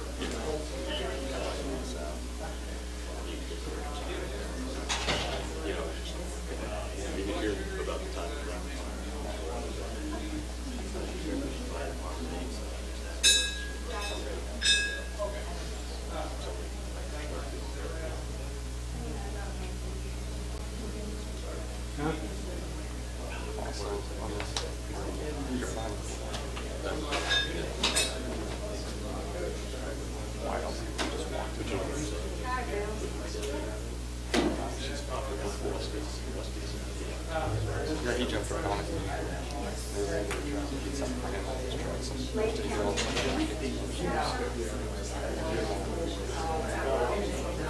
If you don't grant that, he's a high beat. Well, I guess we understand this short. Plus, what's he going to do? Well, that's what I'm thinking.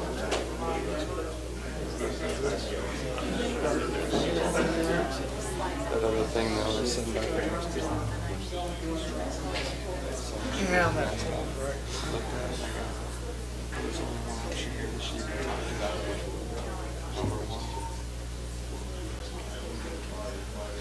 I mean,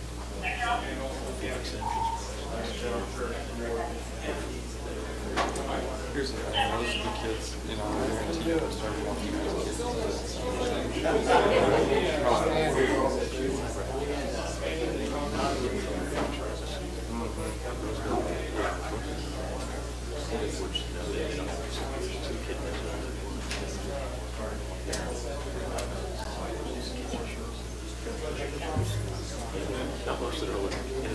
Well, here's that. You know, I see this firsthand because of my life. Yeah. They don't show up at all. And very little until they try to keep out of trouble. Or not, they try to counsel them in trouble.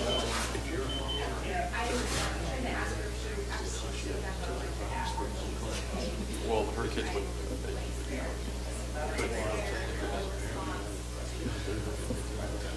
I have to take something once because I absolutely. Probably wouldn't have it was as big of a deal. And then it was just the fact that their son didn't do shit. Money's a good way to Right, but the thing is, a lot of these kids, they actually have jobs to help support them. So it'd be their responsibilities and I support them. And they're working, you know, an IHOP from Friday to 3 o'clock until Saturday morning.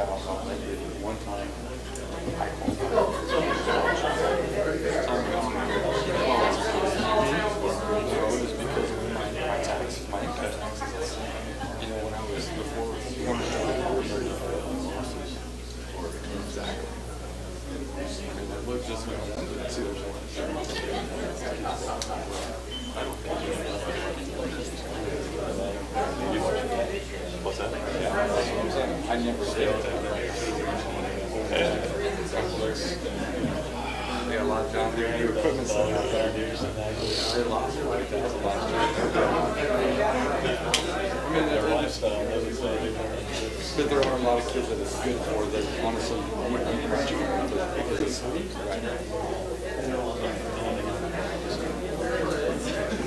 What's that? But those kids that drive me nuts, the ones who don't do anything all year, no, they don't mean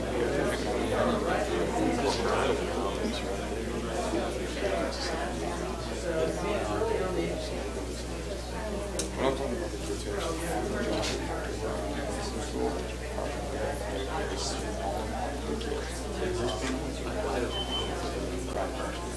but that's not so you guys voting in the contracts like the Doc's contract and the football coach.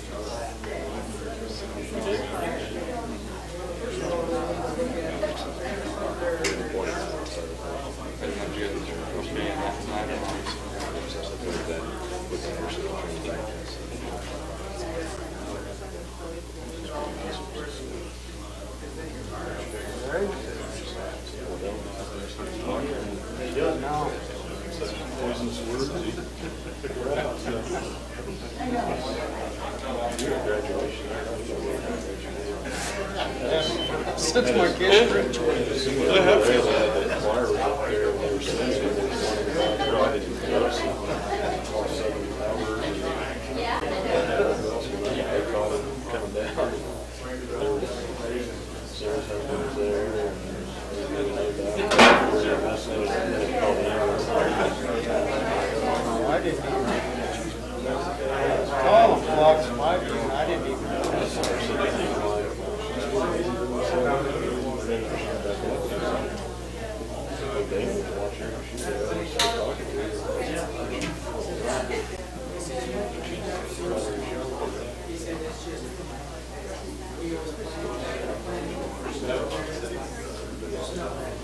Whole bunch of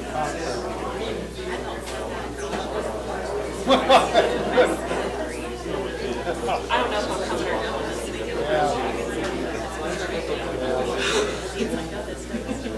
I just want to stop sitting at wheels because it'll change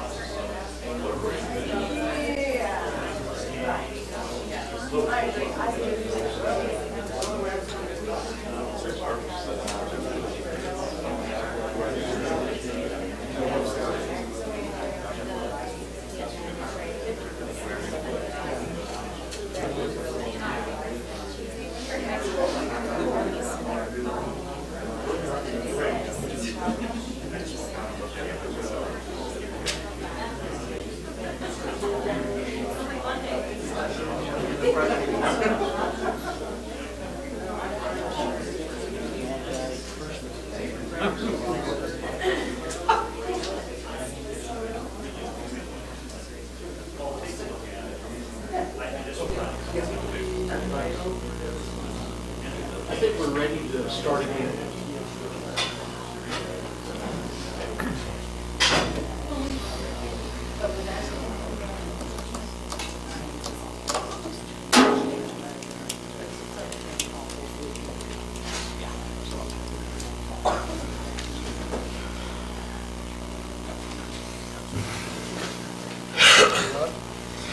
I don't remember.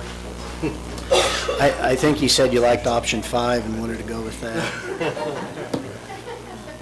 Something like that. That's the last I remember.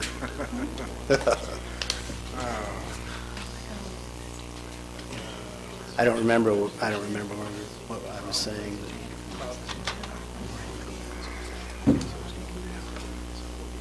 So you're in favor of the transition? Wait, do I need to, hold on. I'm sorry.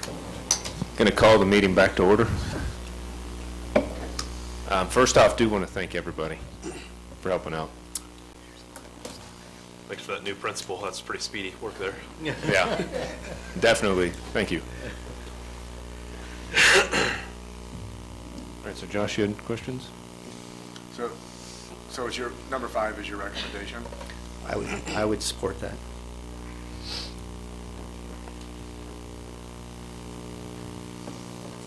What if we look at down the road, something to think about, looking at how many, the number of multiple failures over 4 years, and maybe we can look at something, maybe this year we just do this transition and look at something that ups the stakes maybe a little bit.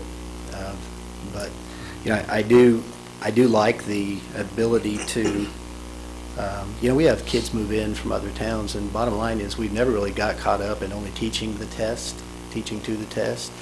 But I do know that some schools not very far from here and in our leagues actually sometimes that becomes the curriculum, and it's just not enough.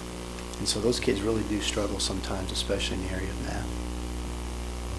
So I guess I'm saying sometimes it's not their lack of effort here, it's maybe their lack of preparation in a curriculum that's maybe not quite as rigorous. The exceptions will be all over the board, guys. These are real situations, so we will do whatever you say. Well, I appreciate you coming up and answering the questions. I know those are tough on-the-spot questions, and I appreciate your candor and your honesty. No problem. You're welcome. Thanks, Mark. Thank you. Thank you, Mr. Straub. So are you more comfortable with option 5 then? Or option 1? I don't doubt the validity to what Mr. Straub was saying. No, I'm option 1. Okay. Well, there was a motion on the table that I made to keep driver's ed at $300 and then adopt the pay schedule option 1, which would be the full pay, was the original motion. You still stand by that second, Board Member Rankin? No. Well, I can. Second got the discussion. It got the discussion, okay. Okay. Well, let's vote on this one then. It might be better off if you're gonna, I don't know where people are at, but if you're gonna, if there's not support for it, you'd be better off just modifying it or having somebody make a motion to amend and then second that, or we can vote either way. Does it need to be the original person who made the motion to amend it? No. Then I make a motion to amend the original motion for option 5 instead of option 1. Okay. I will second that. Any more discussion? That would be for the $300 summer school or driver's ed fee, and then option 5 on the summer school. Correct? Well, I think she just made the motion to change from option 1 to 5. And you just vote on that option, that amendment, and then if that passes or fails, then you vote on the whole package. All right, well, let's vote on that amendment then. All those in favor, aye? Aye. All those opposed, nay? Nay. 3-3. So does that revert back to the original? Yeah, it fails, so you're back to... Is that right, Bill? Goes back to the original motion? I think you're back to square one. Well, the original motion would still be there, right? The original motion was option 1. Right. So you're back to the original.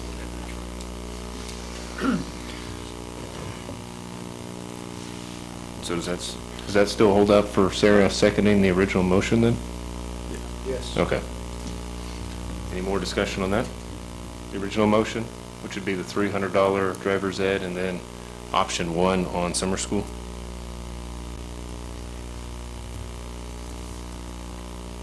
Okay, see no more discussion, call for the vote. All those in favor, aye? Aye. All those opposed, nay? Nay. Motion carries 4-2.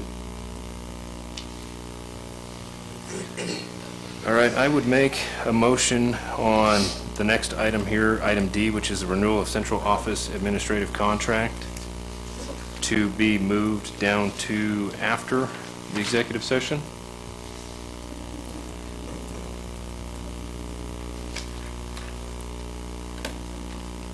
Second. Yeah. Okay, seconded by Board Member Bickle. Any discussion on it? So we're just going to move it down after the executive session.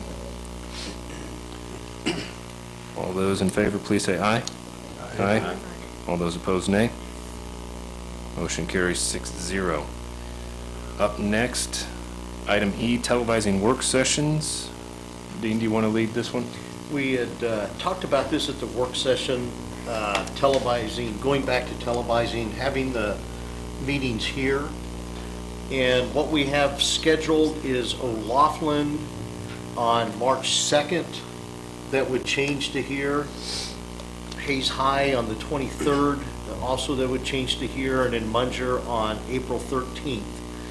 So I think everyone was in agreement then that we would meet here, televise work sessions, and just make these changes and publish them.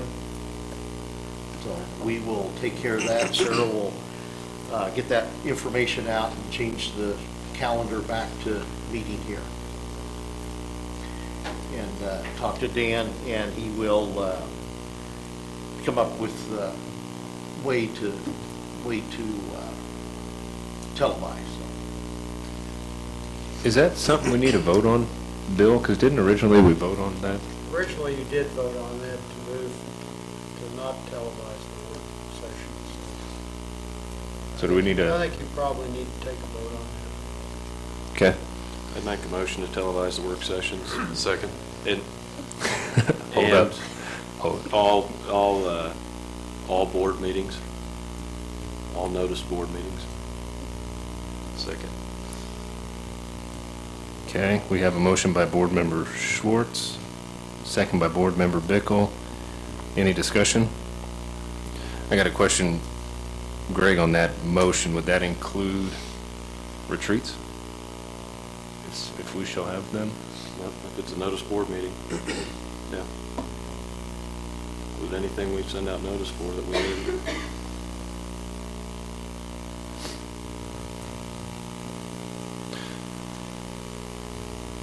I will say I am definitely in favor of this right now because there's a lot of confusion out in the community. The paper, Hayes Post, do a wonderful job of picking up the stories, but it's really hard to condense 4 hours into a paragraph or two. And so I liked going to the schools, but I feel now it's important that the public see exactly every bit of information that we have.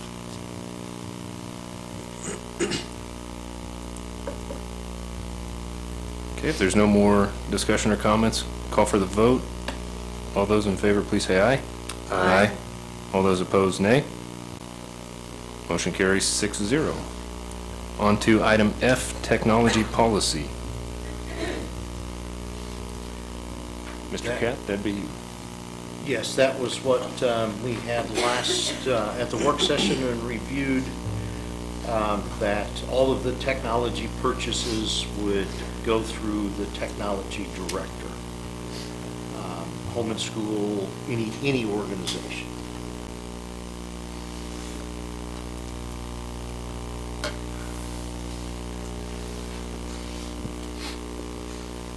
I'd make a motion to approve the technology policy as written.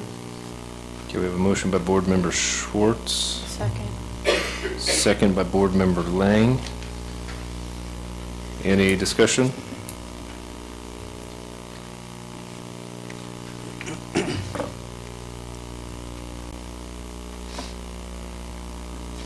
Okay, Seeing none, call for the vote. All those in favor, please say aye. Aye. All those opposed, nay. Motion carries 6-0. Item G, BOE policy change, HAE board negotiating agents. This policy is the one that we had discussed where every year the board would assign the negotiation teams for the HNEA negotiations and SEIU. Could include board members, could not. It just every year that you would determine that.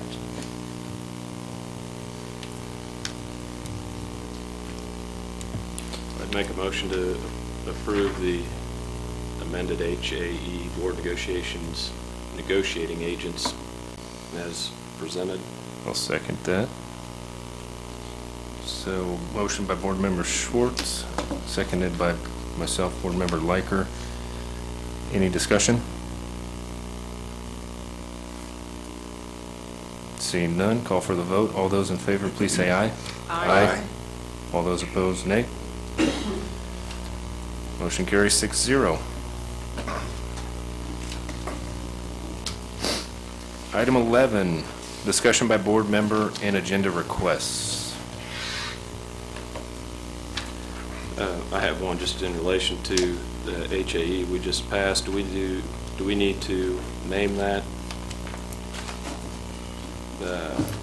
Who our team is now? I don't know that we have another board meeting before we March, well, no. What's the date? 9th is the board meeting, 2nd's the work session. Have they decided on a date yet? We don't have, I mean, talked about the time, and they said the earlier the better is how they left it. So I know we had said 6:30. I don't know what the earliest, we need to talk about that, the earliest that you guys wanted me to get that out and look at the date. And I know we need to, before we meet, we need to get together and do some planning, but I think you probably should. I don't know if you have to amend the agenda again, but you probably, whatever, just appoint a negotiation team, and that way we know it can get started. Are we better off appointing individual people or keeping it as the entire board like we had talked about before? I don't know, just asking. I mean, the team could be 7 down to 1. Yeah, I'm just confused on if the entire board is part of the negotiating, or our negotiating agents. Why do we need to name a team? Well, I think you have to have somebody to take the lead in that. So I really do, or gonna point it's out. just gonna. Okay. Yeah. I'm going to nominate Greg for that. I would second To take the lead on it.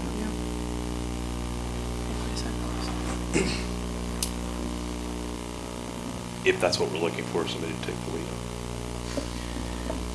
Well, I think it would be better. I think we'd get more accomplished quicker if we had one person that, and I know we had talked about everybody attending, I think that's great, but I think somebody needs to be leading the discussion and the go-to person.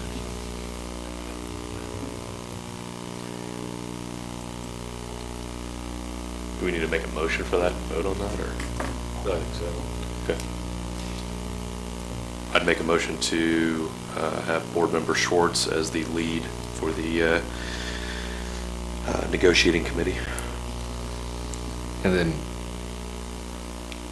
for both the HAE, I guess that was policy HAE, the SEIU and the HNEA negotiation.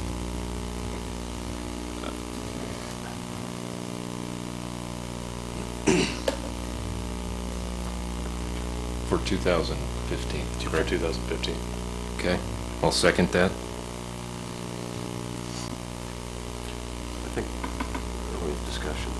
Yeah, we'll open up discussion here. Okay, so there's a motion by Board Member Bickle to appoint Greg as lead or spokesperson for the board for negotiations for 2015. I think we need to add Bill Jeter to that and add the board specifically to that, if that's the intent. Yes. That the team would include the entire board and Bill Jeter with then myself acting as the lead spokesperson. So I guess I would make I would it. amend my motion to include the full board as well as Bill. And I'll second that motion then. Any other discussion on that one? Okay, seeing none, call for the vote on the amendment from Lance, seconded by myself. All those in favor, say aye. Aye. All those opposed, nay. Okay, the amendment carries 6-0. Back to the original with the amendment. You can have a vote on that or discussion. Okay, so now we're back to the original with the amendment, including in it.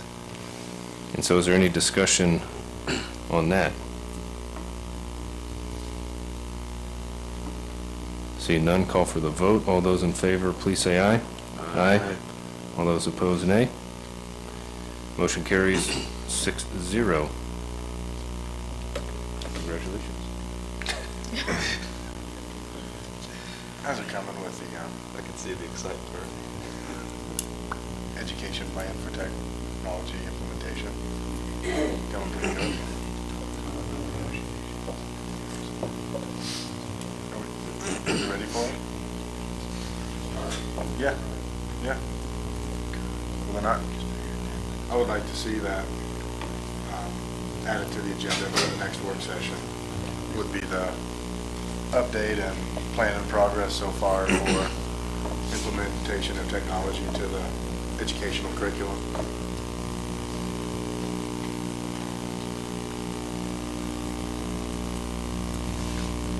Are you saying just like a status update as far as where it's at, or? I think there's quite a bit done. Oh, okay. No, that's great. I guess part of this would be, this is new for our district. Well, I mean, I guess, not that we haven't had technology, but it was separate. I mean, the way I see it, we had some technology out there, and then we have a curriculum, but there was no meshing of the two necessarily. So, in this sense, this is entirely different for us, and I think to get this done in a fashion in which we need to have it done by a certain amount of time to allow for everything that we need to allow for, I think we need to get this ball started. I think they put a lot of work into it so far.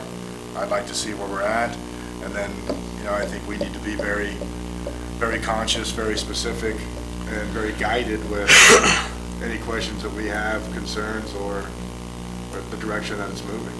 So I think the earlier we can start this and work together on it, I think the better off we are.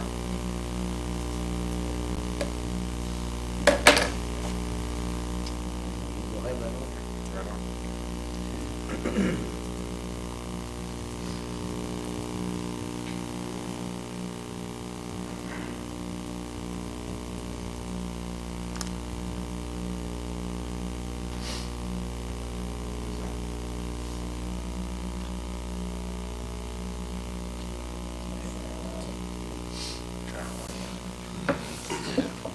All right, any other discussion items or agenda requests?